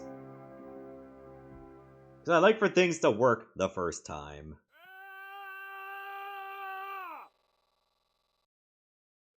So yeah, Ultraverse Prime, I believe, is based on a comic book.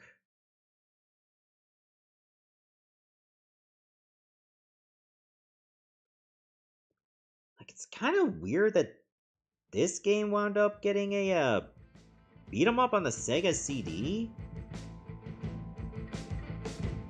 Oh yeah, I know it looks and sounds good so far, but the issue I had with this game one time is actually getting into the first stage.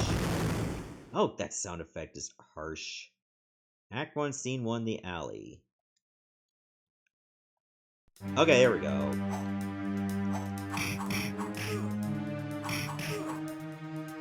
Like, this is not even on the base Genesis. Oh god, they start bleeding.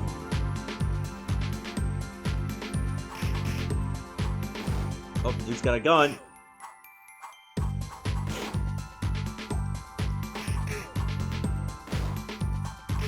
Also, if you can grab an enemy and hold up, you can just throw him into the wall. Like that. I don't know if this has destructible terrain. Like, maybe just throw him into the door? No, it doesn't do that.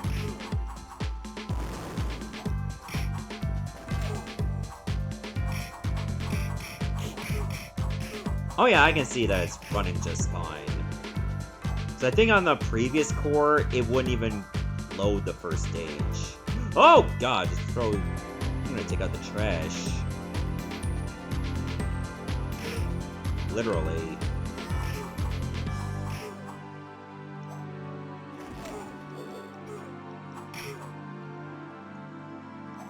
Oh!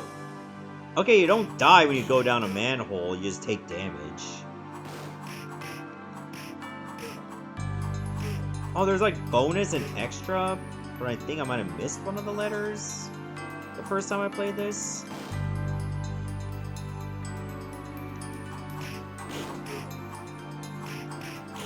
So maybe they're dropped from a specific enemy?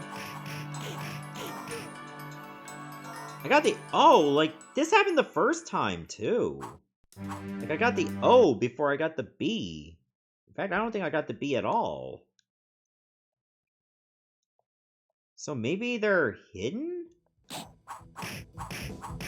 Oh, I forgot about these enemies. You fight crocodiles or gators inside the sewers, and they have clothes on. They got that Bart Simpson attire.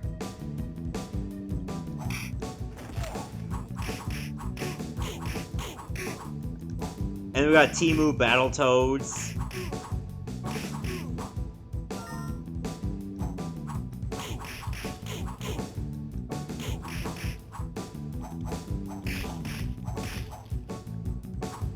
I don't know if it's better to use punches or... Oh, wow.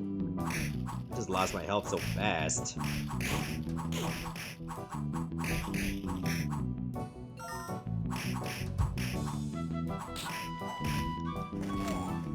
Ooh, that crunch sound.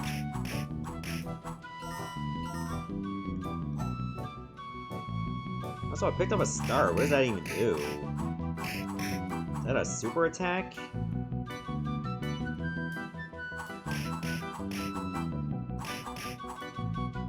This music really does not fit a sewer level.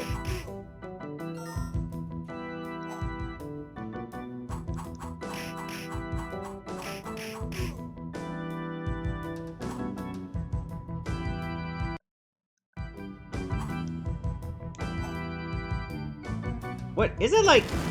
Okay, there we go. Is that A and C at the same time?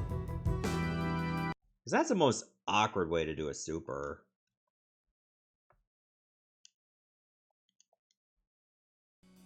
Oh, this is the waterfront. We're back to fighting human thugs.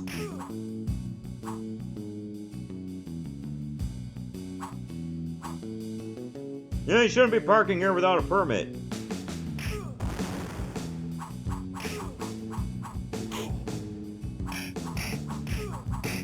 Beat up all those chuds so that the nerds can finally get laid.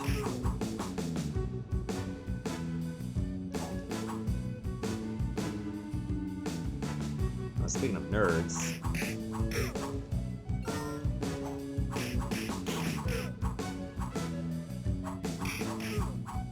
I think that Afro dude died on his feet, holy crap. That's what Ultraverse Prime can do. You don't have time to fall down, you just die immediately. Oh, the double slam.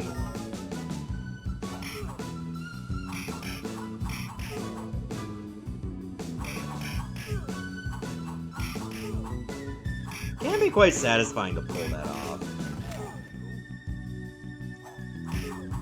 It's not as overly powered as it was in Maximum Carnage.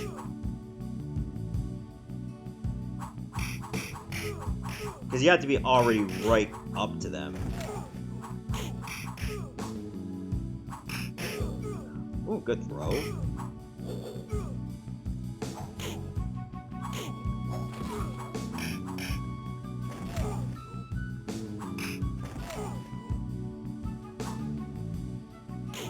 Oh, jeez, there was another dude right there. Yeah, you can feel like several dudes on there. Whoa, God. Okay, I just liquefied.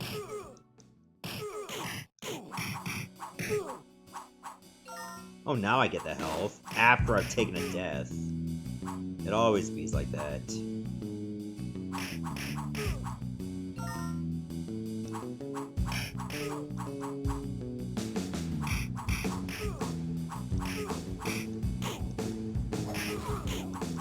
You know what these generic chuds look like? They remind me of, like, Brad from Home Improvement if he was, like, a roided freak. Also, speaking of freak...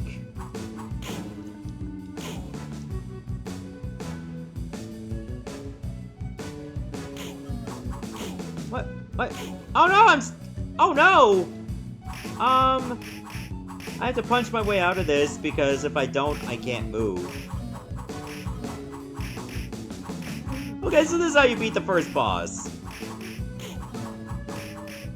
You just keep punching as soon as it gets up. And even then, you might still get hit.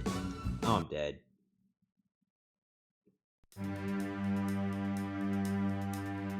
God damn, that's a very horrific death. Okay, you have limited continues. Oh god, you go back to Act 1, Scene 1? Oh, that's shit. Alright, so, yeah, that's Ultraverse Prime for the Sega CD. So, like, for a game based on a, what, comic strip?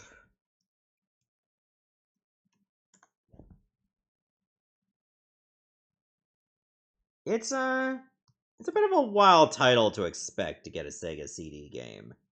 Especially a beat-em-up.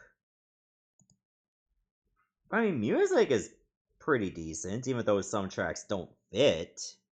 Especially the sewer level. But having it broken up into like several different stages, like little mini stages, and then if you game over and have to use a credit, you have to go back to the first stage of that level anyway. Like, what's even the point of that? And the bosses can really just rinse you if you are careless. So, I can't recommend it too much. I'm going to say it's a 2. And it looks like Chad agrees it is a 2. It's a 2 game. It could have been so much more, but sadly it was not.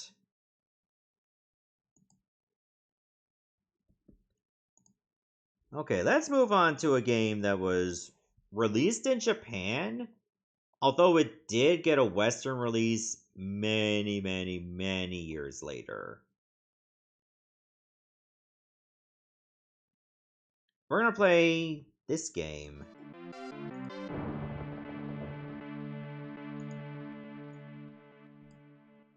Iron Commando Koutetsu no Senshi for the Super Famicom.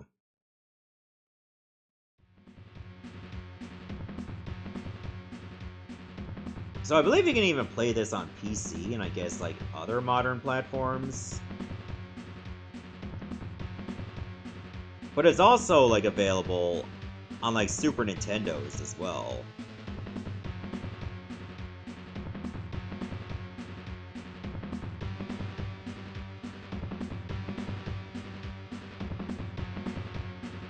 Oh god, look at those faces. Too bad the text is covering it up.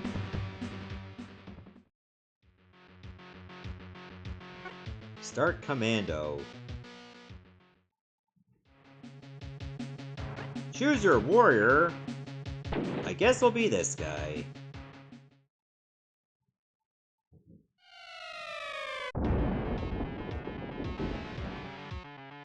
Alright, Jack. You got 10 minutes. You can beat up the Tinos and whatever that guy is. Black Tino. Apparently also Tino. Oh. Can I pick up the gun from here? Oh, it's X to pick it up.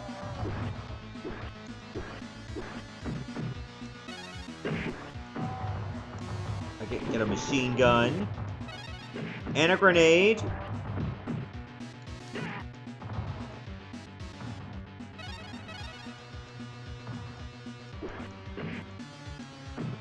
Now, I know people might be thinking, like, it's a bit of a choice to have pickup be on X. But truth be told, this is actually a good thing. You know how many beat-em-ups are out there where, like, if you press Y when you want to attack an enemy, but instead you pick up an item instead? When you don't want to? Did this say handgun or Hano gun? No, it said handgun.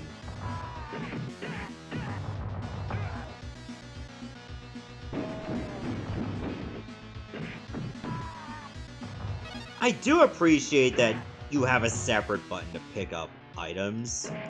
Because you may just want to, like, you know, fight enemies instead of grab things. Ah!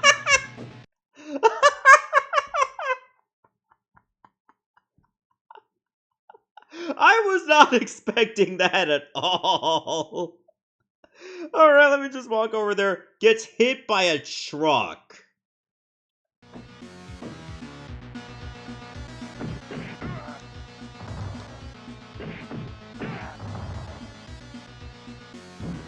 Okay, I don't know if the enemies just keep coming back, but it looks like I have to beat up the truck. Apple.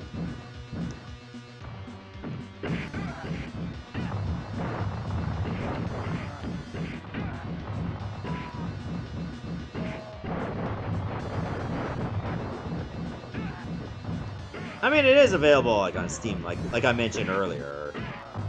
Don't really know if I care that much to support Pico Interactive that were also involved in this. Especially with the whole controversy around them with game preservation. Riffle! But whether you want to get it on Steam or not, that's entirely up to you.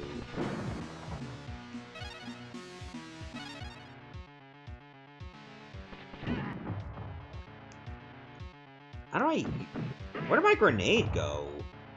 Oh. I got 5 of them.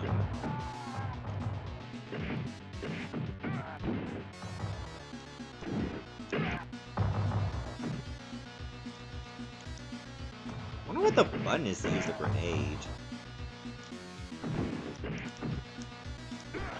Oh my god, the dudes with knives?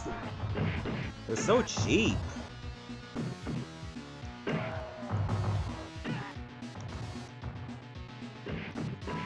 Like, even on stage 1, the enemy AI is quite competent. Ripple? That's what I said in Armor Crew Plan when I split my pants? No, not Ripple. Riffle! Like, they spelled rifle wrong. Oh, I was gonna get that apple. That apple would have patched up all my wounds.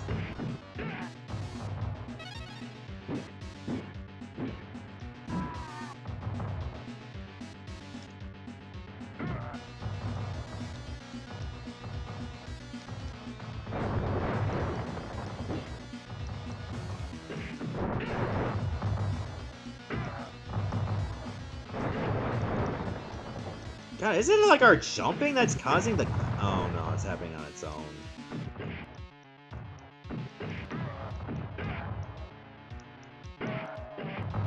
God, the enemies are smart enough to keep flanking you all the time. Oh my god.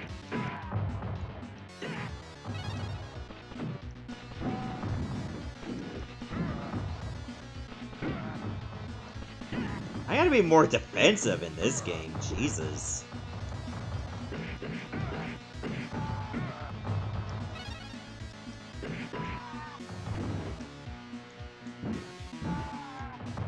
Wait, is my timer not resetting at all?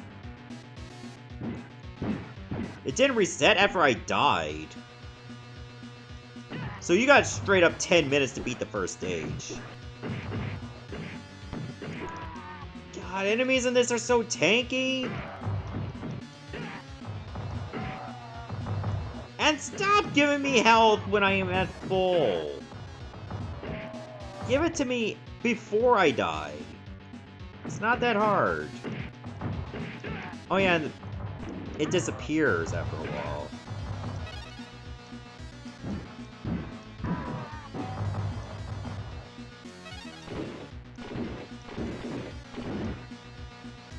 God, the movement just feels so poverty.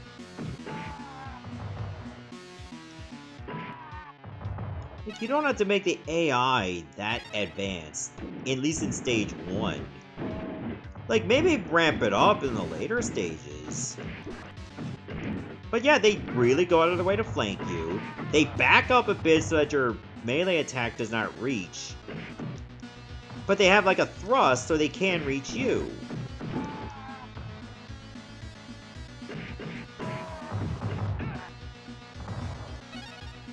And I don't know how the fuck you use the grenades. I'm trying all the buttons.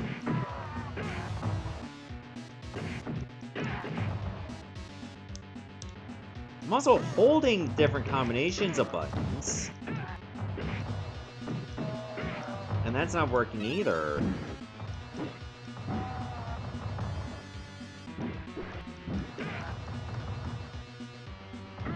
Oh my god, you can't even jump over that attack. What happens if you run out of time? You just die? Alright, let me... Okay, never mind, I beat the stage. There was not even a boss.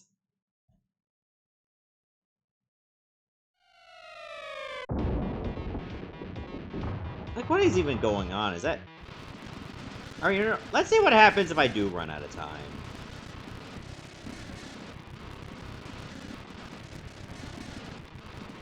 Like, do you lose 1 life? Let's just find that out first. Alright, 2, 1...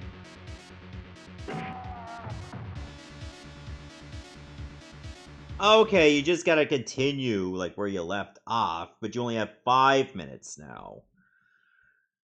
Okay, so it's not like it's gonna take away all your lives and you have to replay the whole stage. Alright, that's gonna do it for Iron Commando for the Super Famicom. I thought I was gonna like the game a little bit more, because, you know, it's not that well known. But man, it just felt extremely wooden to get into. And as far as, like, say, like, the typo in, like, Rifle, I can forgive that, because, you know, sometimes typos can be funny. It's just that the rest of the game, the AI is already smarter than it should be. Like, even at stage 1. And I'm like, how did it get to that point? And it just feels like you can't really stay ahead. So I might have to go into the options to figure out how to use the grenade. Like, maybe it tells you there? Because I tried all the buttons, and even start? By the way, start does not pause the game, it's select that pauses the game. Why? I don't know. But I mean, as far as this game goes, it's a major disappointment.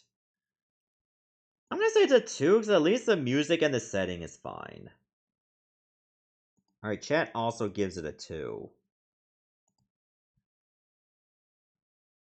Alright, normally I would probably just end the stream now, but remember, last night we did get a bit of extra overtime as part of the hype train. So you know what? I think we got some more games to play. Why don't we actually play some of them? Speaking of which, I should start the timer right now.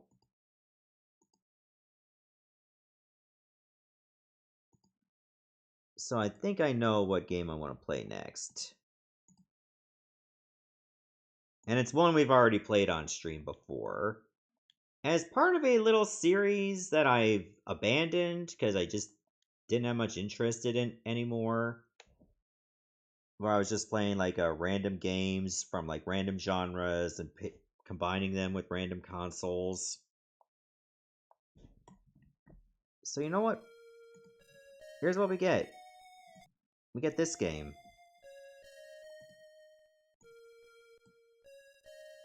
The Game Gear port of Double Dragon.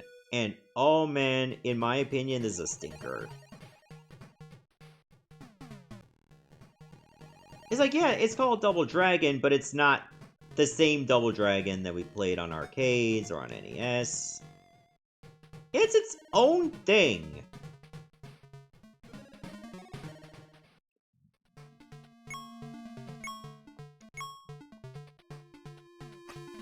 And yeah, you can get a gun in this.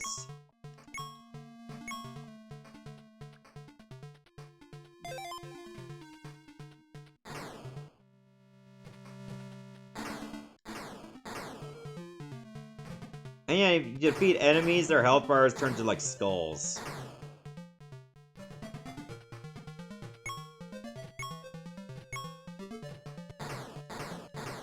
That is not the way of the dragon, Billy Lee.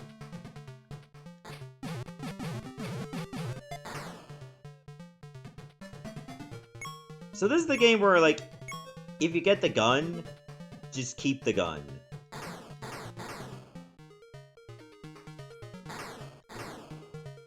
This looks like a Lynx game.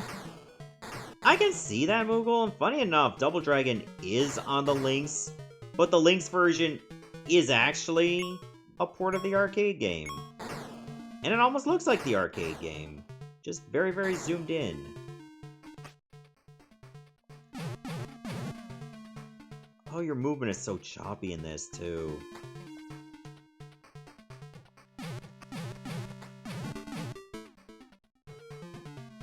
I feel like this was not meant to be a Double Dragon game. But, like, it was supposed to be... Oh my god. Okay, I forgot about this. If you jump forward, the camera does not scroll until you land.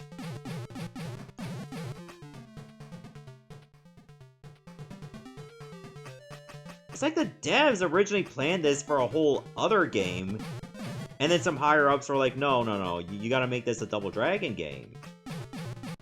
We got the license for it. Oh, this is what I get for looking at chat.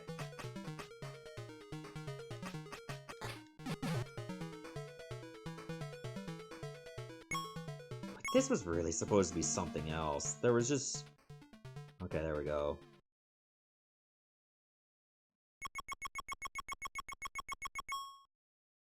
I've taken 5 hits, and already I felt kind of thrashed.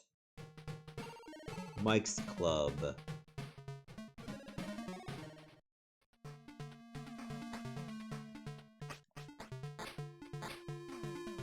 Oh.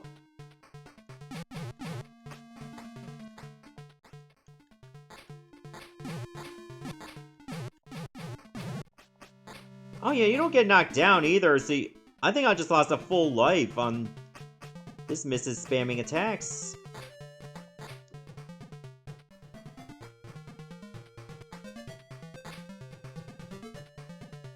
You'd be nothing if I had my gun. I would have wasted you so fast.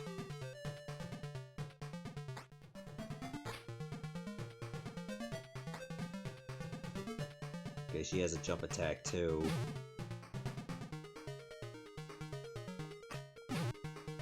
And you don't have unlimited continues, of course. Which should come as no surprise.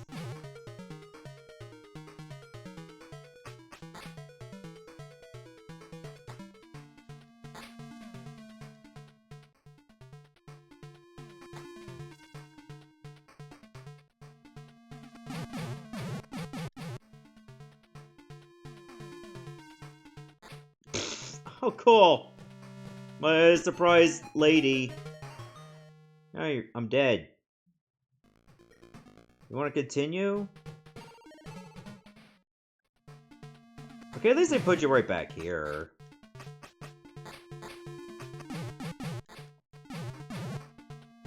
To be honest, they could have easily just sent me back outside the club.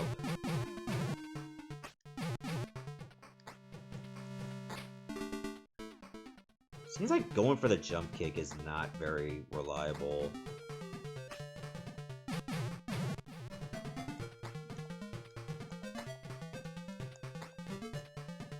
Also, it seems like when I mash the attack button in midair, I don't always do the kick. Both buttons 1 and 2 together allow you to dash?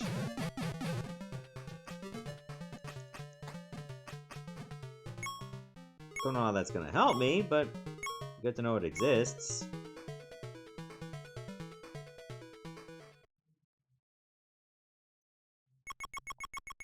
You have 2 continues left. Yeah, you only have 1 life through the whole thing. So once those 3 continues are gone, that's it.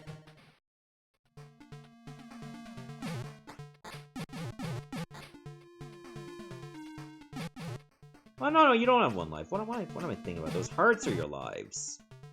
It's just that they go by so fast.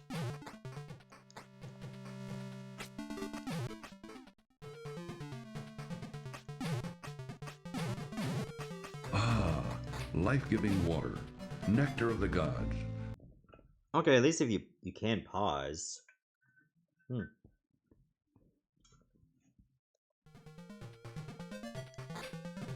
Oh, that misses again.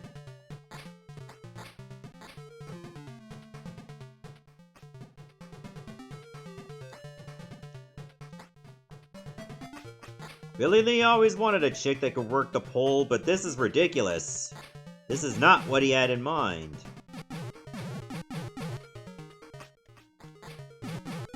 An assignment was misunderstood.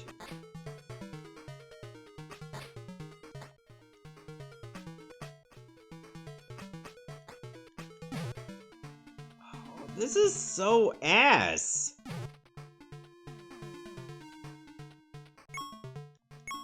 Like, if I thought, like, Iron Commando was ghetto, this is even more ghetto. Who are the skids? Is this a skid?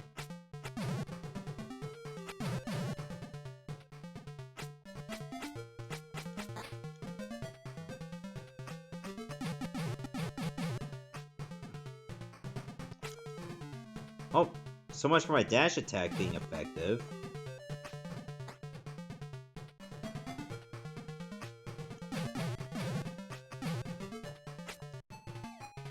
Well, this game's a skid mark.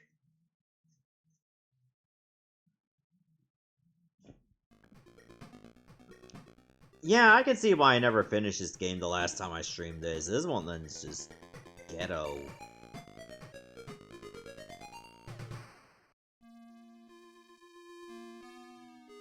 So yeah, I don't know if I can recommend this one. Not by a long shot. Alright, so that was a Double Dragon for the Game Gear. A game that really does not feel like a Double Dragon game at all. Like, I don't even know what it wanted to be, but it sure as hell wasn't Double Dragon.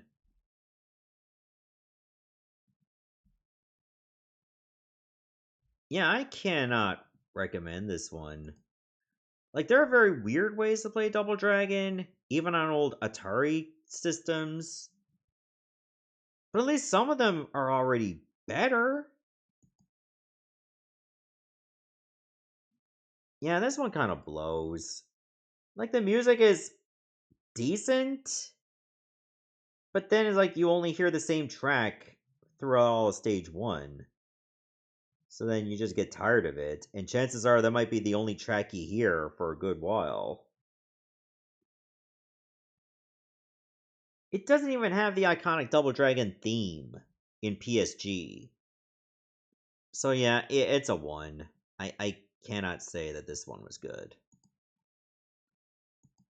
The Game Gear is not really known for beat 'em ups, but man, the ones that they did have were very mid.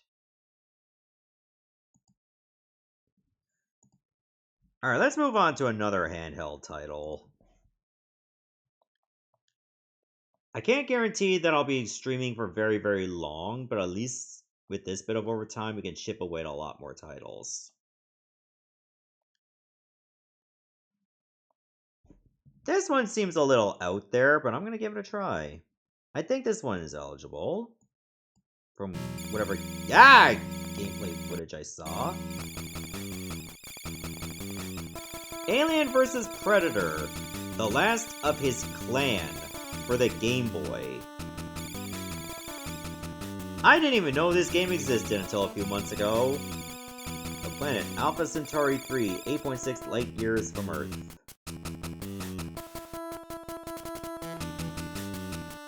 Wait, do I have to press something? Oh, no I don't. It just took a long time.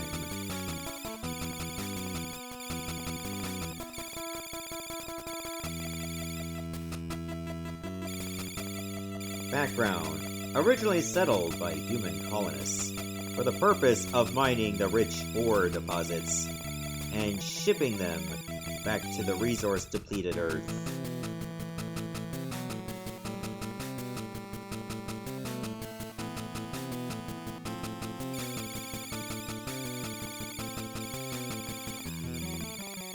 Is it too loud? I mean, I can turn it down. Sound effects are extremely tinny, I do agree.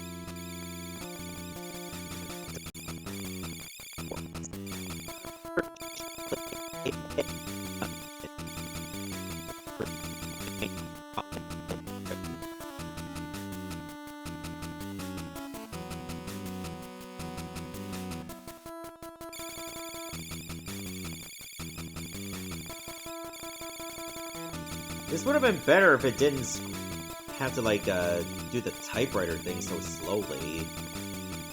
The human population was eradicated in the process.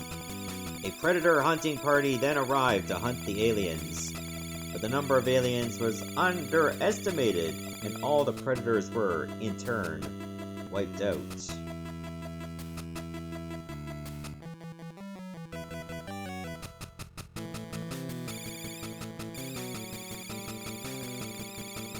Theory: an alien queen is present, which would explain the larger than anticipated population of aliens.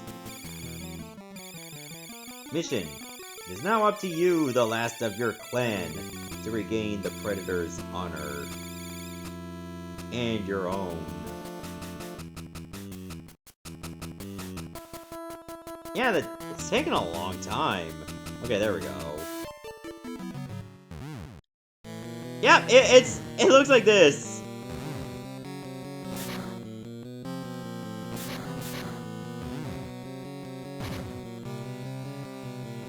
Oh god, it's a face hugger.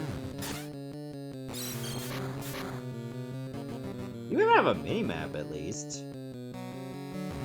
And it's actually just auto-updating. Look in the upper left.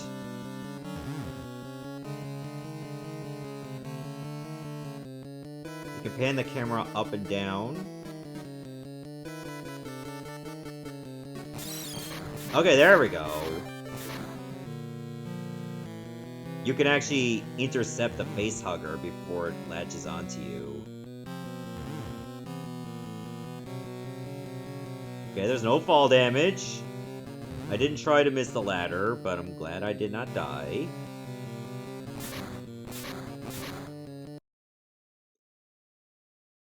Oh, I can switch weapons? I got bombs. Let's try the bomb. Oh god, my eyes.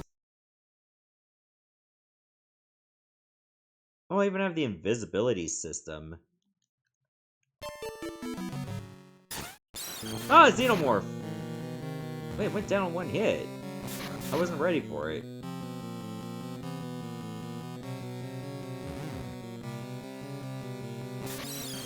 Oh, okay, I can just do that.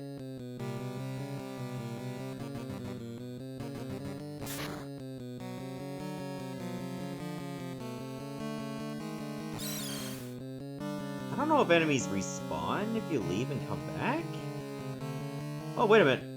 Let me try climbing up the ladder. Oh my god, this predator got a crack. Look at his butt.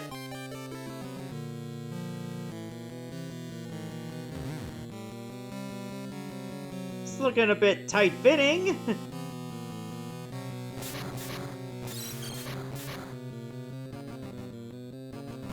Okay, I got the key. I didn't even know there was a locked door. Okay, that Xenomorph wasn't there before. Oh wait, there's an enemy counter. Or is that a... No, that's energy! Oh, we have a timer. Also, I cannot attack while I'm, in the air, so that sucks.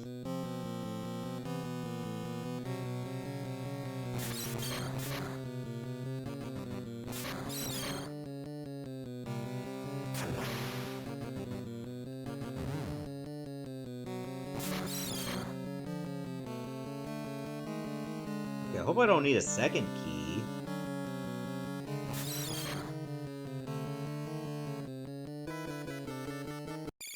Hey, I did it! I beat the first stage. C? Ah, it could be worse.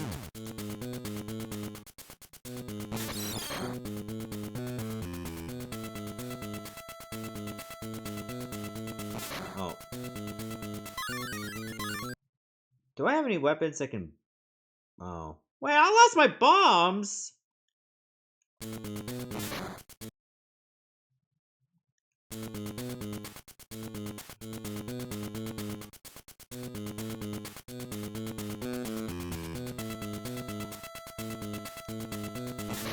Oh, man! What? At least I get my HP back, but I would have liked to have had my bombs, too.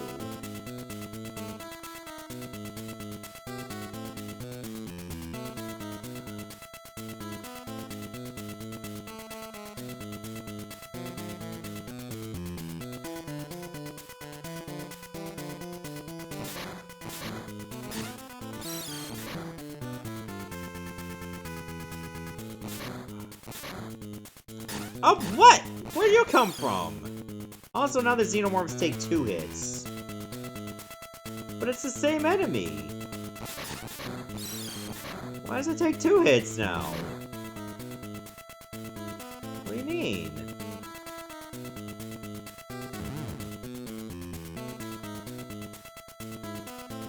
And also, what is up with, like, Alien games or Alien vs. Predator games that love to have mazes? I think the console version of Alien 3 is known for a lot of mazes.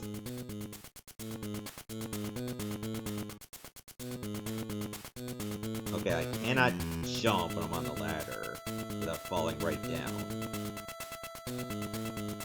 I need to test something.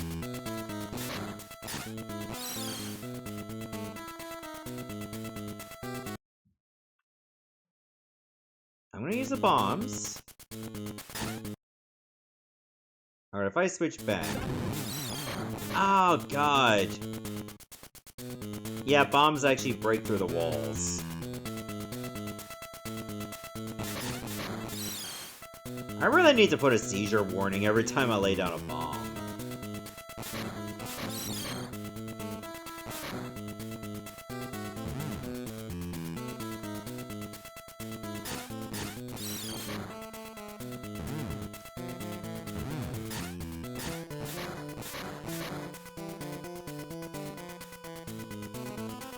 Oh, no, the key's right there!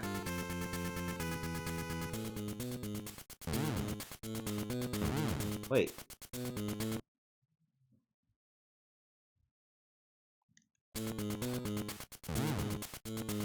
Huh? Why was I run out of energy? Okay, I guess the next hit's gonna kill me.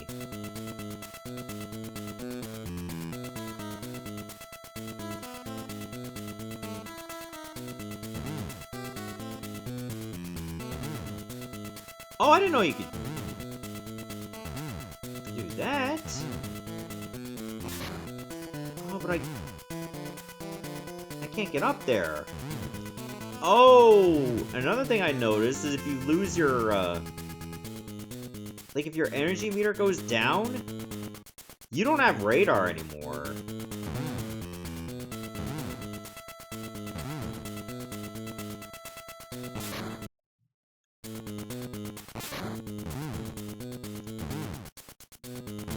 Okay, I need to get the key, but I don't see how.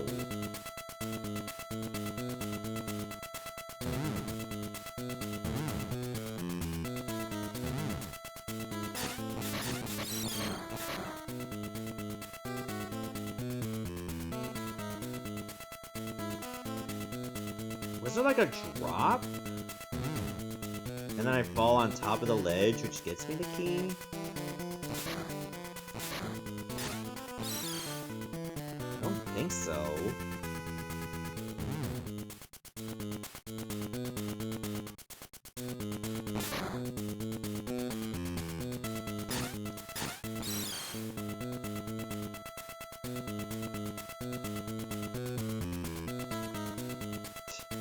I like his crawl walk animation.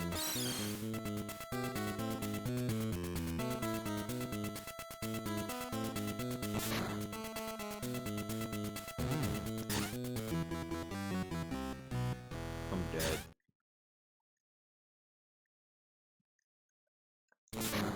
Okay, it just puts you back at the beginning of the stage and you get your energy back.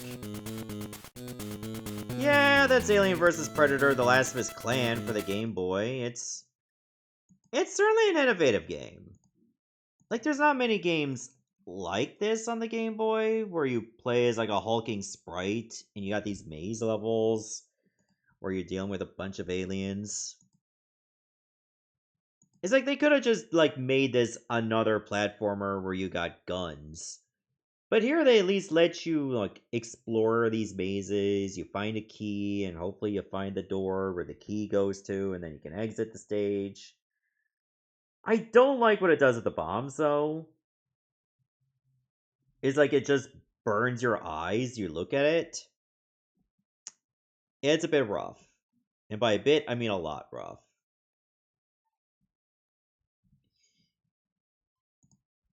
So, I mean, does it have potential? Oh, it absolutely does. But is it a solid game? I think it's got a few kinks to work on. I think it's one of those games you also need the manual, because, like, how else am I going to get that key in the second stage? Like, I don't know if you climb a ledge or if you have to double jump. But you know what? I know chat gives it a 1, but I'm going to say it's a 2. It seems workable, but man, it could be so much better.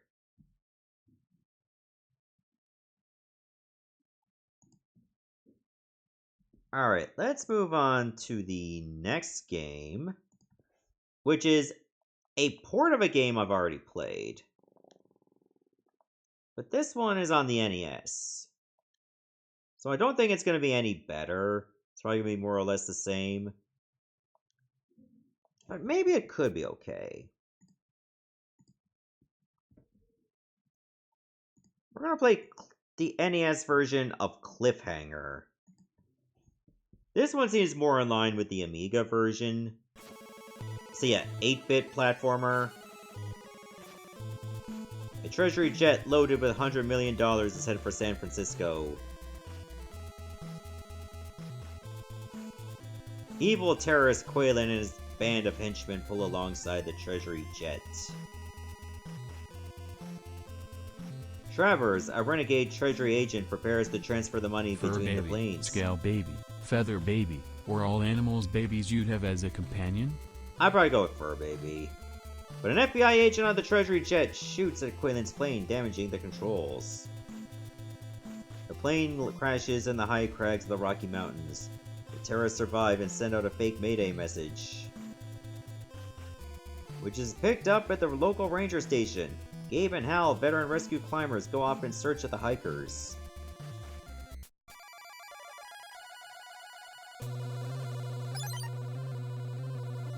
Oh god. Okay, I'm running in place.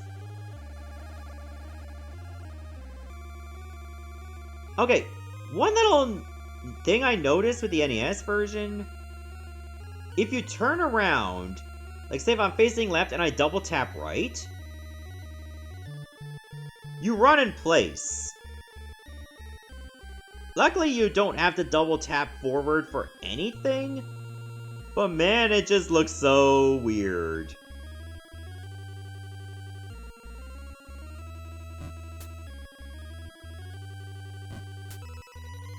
Alright, 8-bit Sylvester Stallone, you got this. Not like that.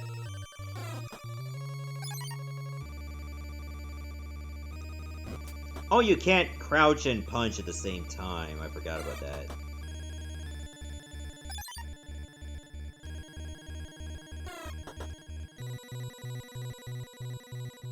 Whoop.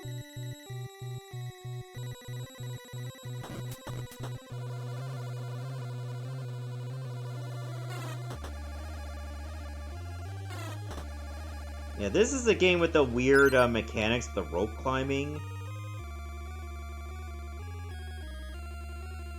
Like, you have to be, like, right at a very specific spot.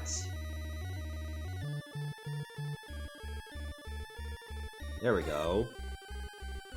I don't know the exact science behind it, but it's just so awkward.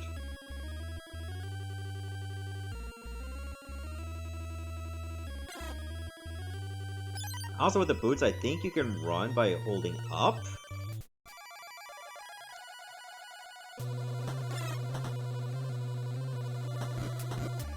The money is not for anything other than score, so don't worry about getting all the money bags.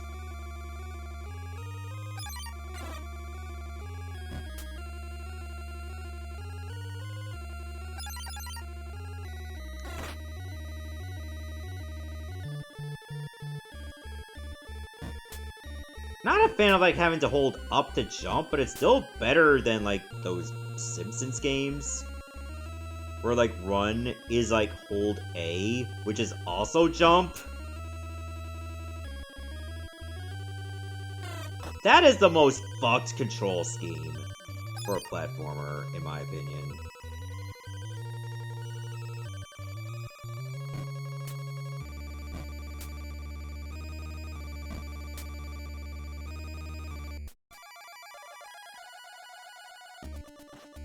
Oh god, this level.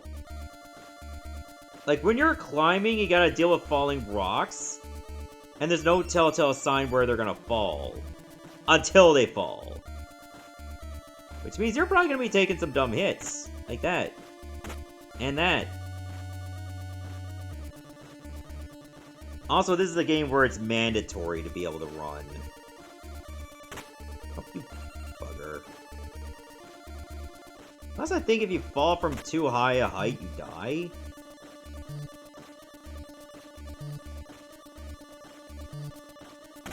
Oh, come on. Yeah, it's right here. Okay, I made it. You know what the sad part about playing this game is?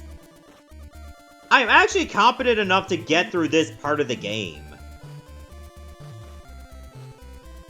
We just lost $100 million in luggage. Help us find it or you'll be sorry. Look at this map and this tracking device. Now find our money. Gabe escapes from Quaylen and his henchmen, but he must find the money to ransom his buddy Hal. Man, Hal's a very expensive friend.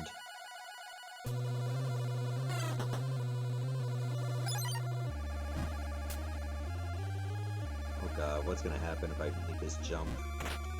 Okay, at least I don't get stunned in place.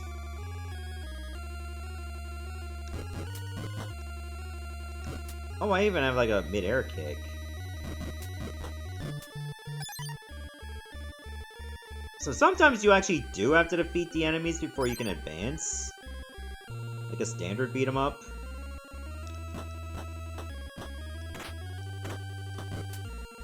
Oh, you have like no iframes either. Like, if you do, it's very little of them.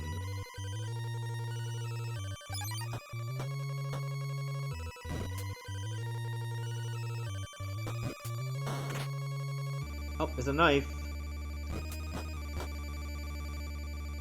It's too bad I'm up here, so I can't use it.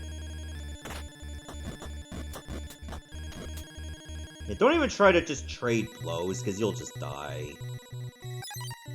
This game is not the best coded, let's be real.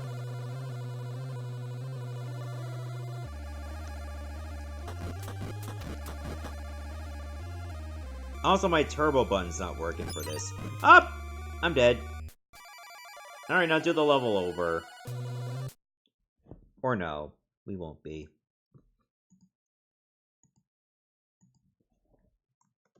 Yeah, that's Cliffhanger on the NES. Imagine getting this game without the user manual, and not knowing how to properly climb the ropes or properly dash.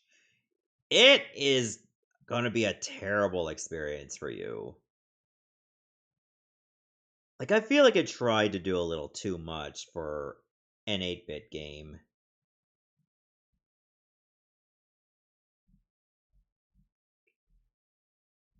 So, like, I don't think it's absolutely horrendous. It just has very, very awkward controls that work against it. Other than that, I feel like it would have been okay. I can get farther in, like, the 8-bit version than I can in the 16-bit version. Like, Cliffhanger on Super Nintendo / Genesis / Sega CD is way harder. But I mean, I have to give this one a 2. Like, it doesn't do enough to get to average. But it at least tried. Alright, let's move on to another game that does have a license, but like in the West, it was stripped of said license. Like, that license just stayed in Japan. So instead, we got this game, and with a different name.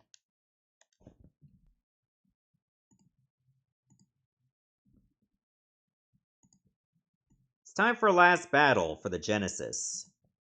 All is not well with the world. A great war has devastated the land, and nefarious powers. Arzak went to battle against the Duke.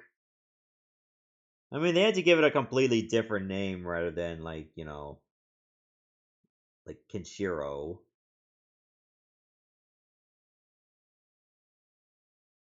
Like, you get, like, no music whatsoever, and you got all of this text to deal with. Have fun with that. The Legend of Arzak.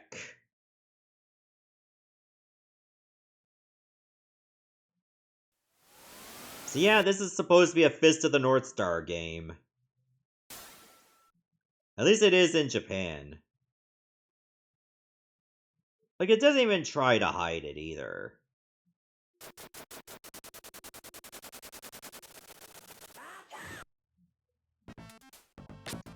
Alright, let's put my shirt back on.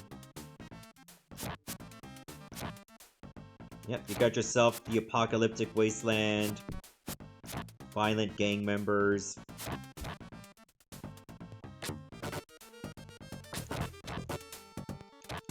C to jump, B to kick, A to punch.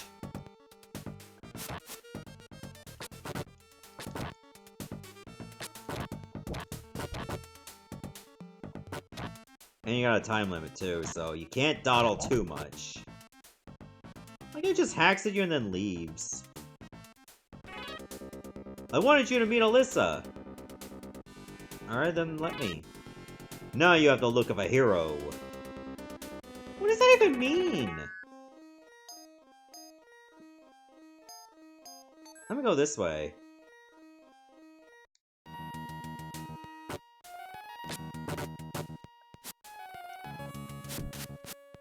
Oh yeah, now we got 1v1 fighting. Oh god!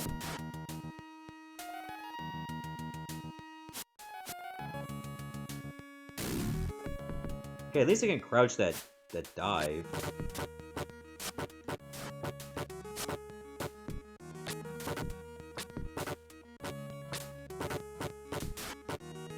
He's doing a pretty good job of zoning me.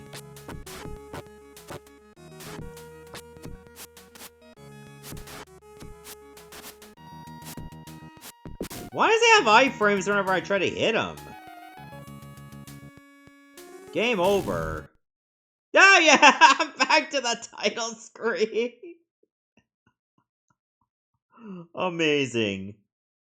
Absolutely amazing. And by amazing, I mean this is poverty.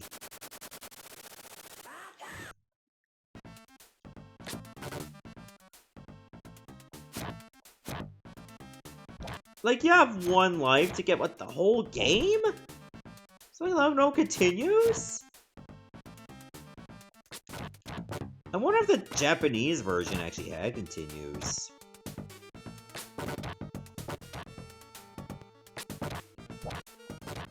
It's probably gonna be, like, documented or something if it does.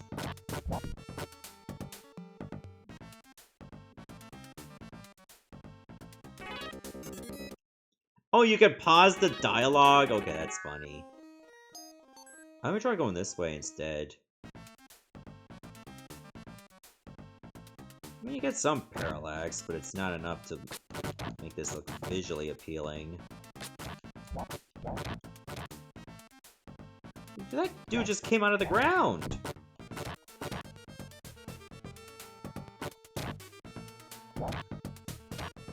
It seems like the more enemies you kill, the more your power meter goes up, but man, it takes a long time. It's like we're 2 stages in, and it hasn't even gone past the first pip. Arzak, save the world! I'm the only one who can save this world. Yeah, she asked you to. Strength isn't... Yeah, I picture Arzak just saying that. Yeah, you can go back to stage 1 if you want to, but why would I?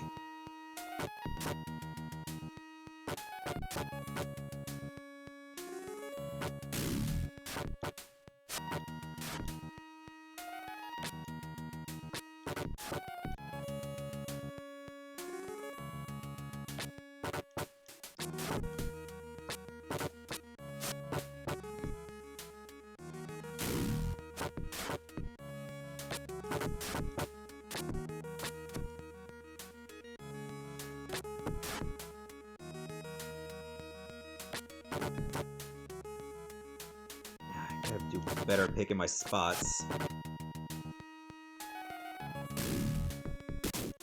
See ya! Yeah, apparently this dude is so weak that contact damage kills him. Cool. Alright, that was last battle for the Genesis. Man, that one was rough in a bad way.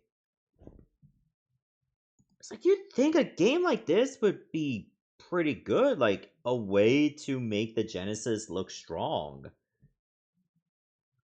And sadly, it just misses the mark. And funny enough, there's actually a Commodore 64 and an Amiga port of Last Battle. And that's what they're actually called, Last Battle.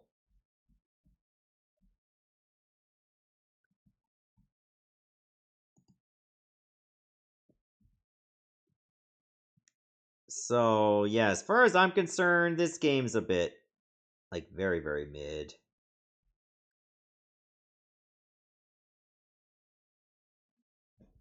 I don't think I can recommend this one at all.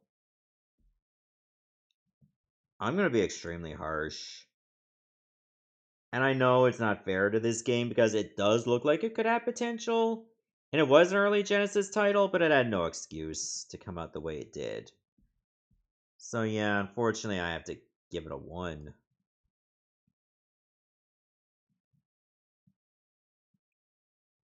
Alright, we got time for a 1 more game. Because I'm starting to get a bit tired.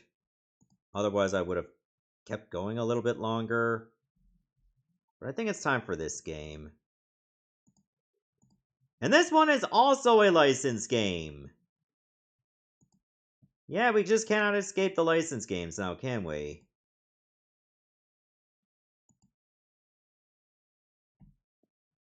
But this one actually came out not that long ago.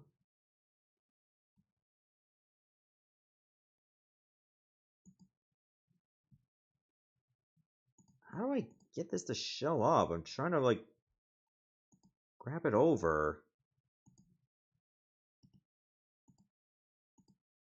Ah, here we go. This is what I want to do. I'll move that over there. Because you lose control of the mouse whenever the game boots up. Alright, here we go.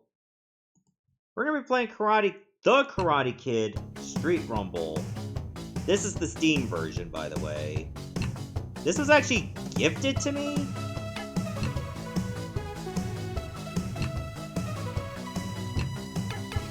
Also, let's turn down the volume.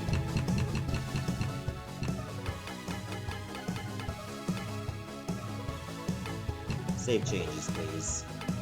Hopefully it's not too loud or anything.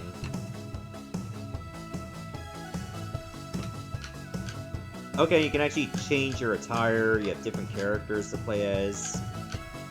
I guess we'll go with Daniel LaRusso. Go to the Oban Festival version. Like, this was around a time where, like, the trend was just, you know, beat-em-ups based on retro licenses. And of course, the Karate Kid ended up getting one. Hang on, I gotta answer this message there.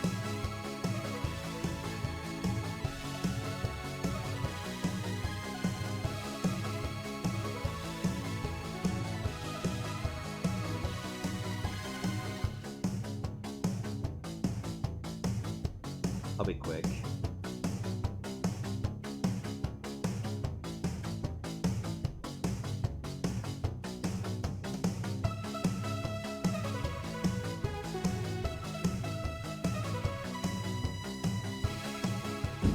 Beginnings. We'll keep it on medium, I guess. Oh yeah, and they give you like those little mini challenges like Shredder's Revenge did.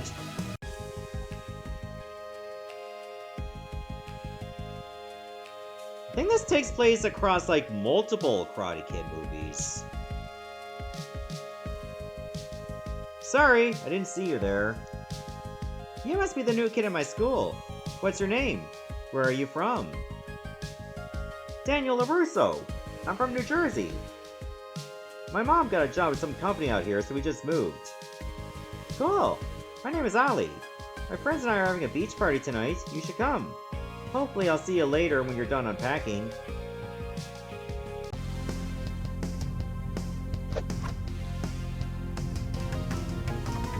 Hey Ali, I want to talk. Beat it, Johnny. I don't have anything to say to you. Well, maybe I got something to say, huh?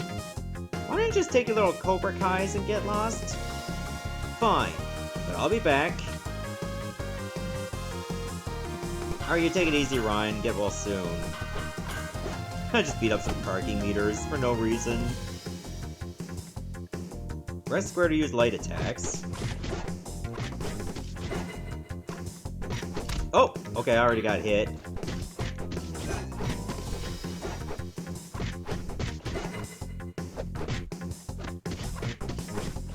The enemies are pretty tanky for like stage 1. Use triangle, use heavy attacks and be charged by holding down the button. Release them when you see your... Okay. Do a little crane kick. Oh, you can even just do a super like that.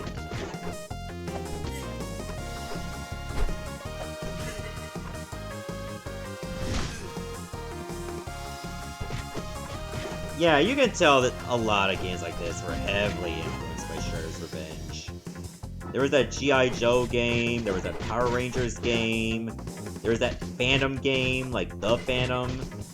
Not our Phantom, of course. And there's going to be that Marvel game that's going to be coming out.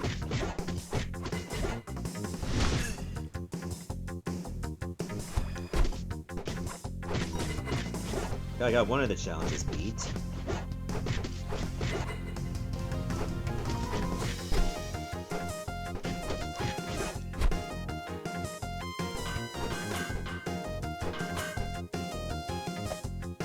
This is your focus bar. You fill it by dealing damage to enemies and is used for your signature moves. When you receive damage, your focus bar will shield you from it. Beware, every segment shields you from less damage than the previous one.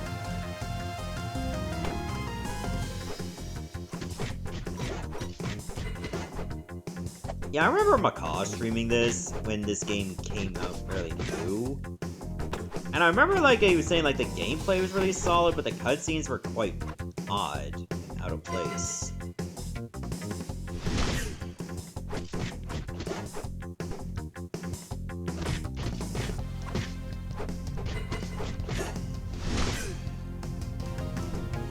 As long as you have that signature move in your back pocket, you should be okay. Oh, you have a dash in this as well.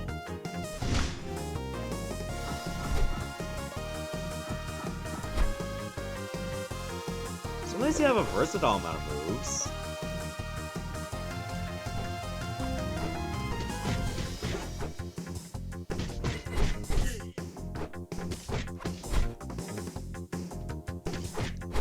And you have combos in this.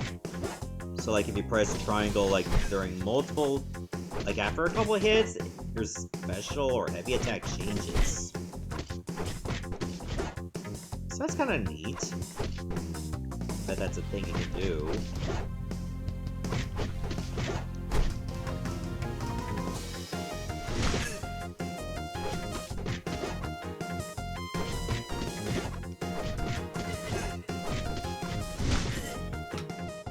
Okay, it says defeat 5 enemies with heavy attacks.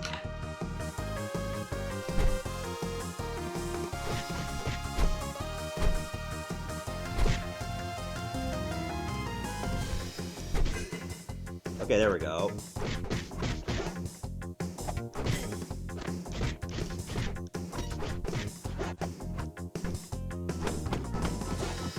Ooh, food.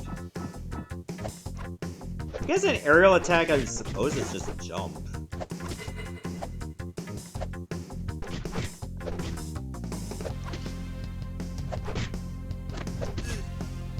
Yep, there we go.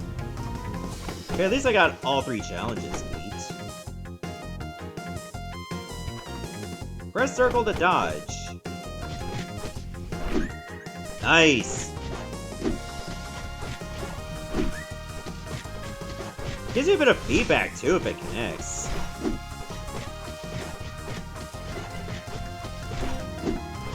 Okay, but I can't be too aggressive. Gotcha. Alright, take it easy, Ash.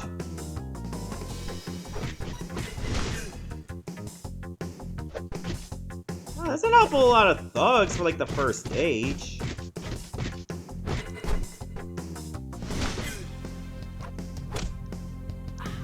Yeah, Now I can't hit again. I mean, it's fine. It just... Sometimes the hit detection's a little wonky. And, like, your movement when you're going, like, vertical, it takes a bit of wind-up. It's like you're not going at your, like, full speed right away. Like, it just goes to a crawl, and then it goes to normal speed. Horizontal, it's not as noticeable, but vertical, it definitely is.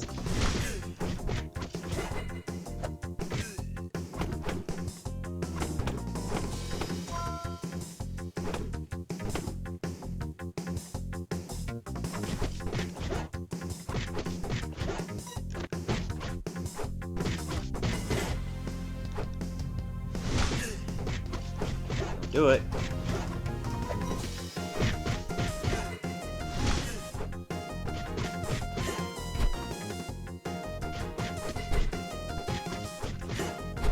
Okay, so if you time your combo just right, you could just start setting them up for another one like this. So, like, you can hit them again before they hit the ground, and you just start another combo on them.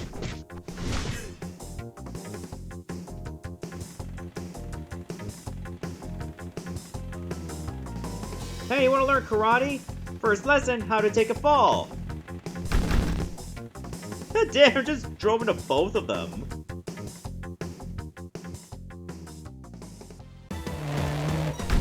The biker.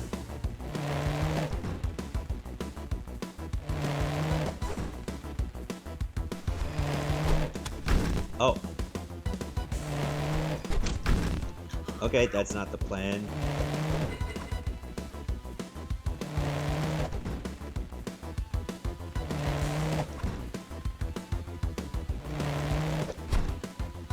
Okay, triangle in the air just does this.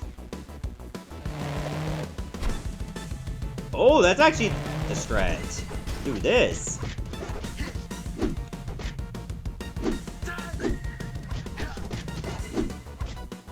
Oh god, the first boss has super armor?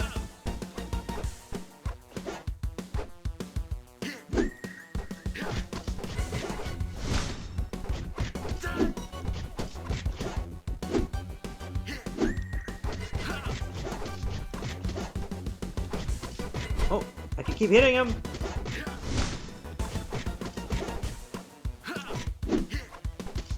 Seems his dash attack just misses.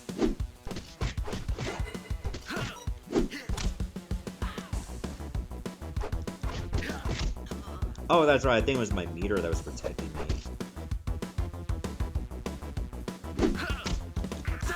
Shit.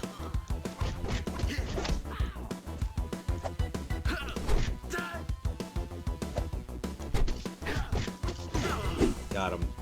This isn't over, you hear me?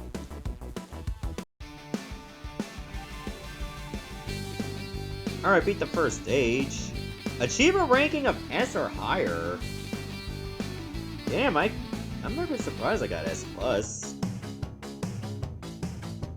so that's gonna do it for the Karate Kid Street Rumble for PC. And you got extra content, you got minigames.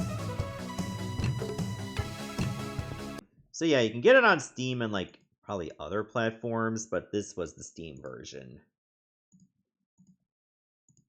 So do you think that this game is worth getting? Even if it's like maybe a sale or something? Hold on, is it even on sale? Let me check the store page. No, it's not on sale. I mean, if you're getting it, I'd say definitely wait for a sale. A game like this, I don't feel is worth paying at full price. Like $49.99 US? That's very steep. So yeah, definitely wait for a sale if you're gonna get this game. But if you do get this game or somebody got the game for you, I mean, it's pretty fine. It's just another Shredder's Revenge like. But it's certainly, from what I heard, better than that G.I. Joe one. Heard that one was pretty ass. So I'd say avoid that one. But this one, yeah, it's fine. I'm gonna say it's good enough to be... I don't know if I want to give it a 4 because of the price, but I will certainly say it's on a high 3. The price is what really brings it down. Alright, it's a mix between 3 and 5, and I can pretty much predict who did the 5. You ain't fooling me with that one.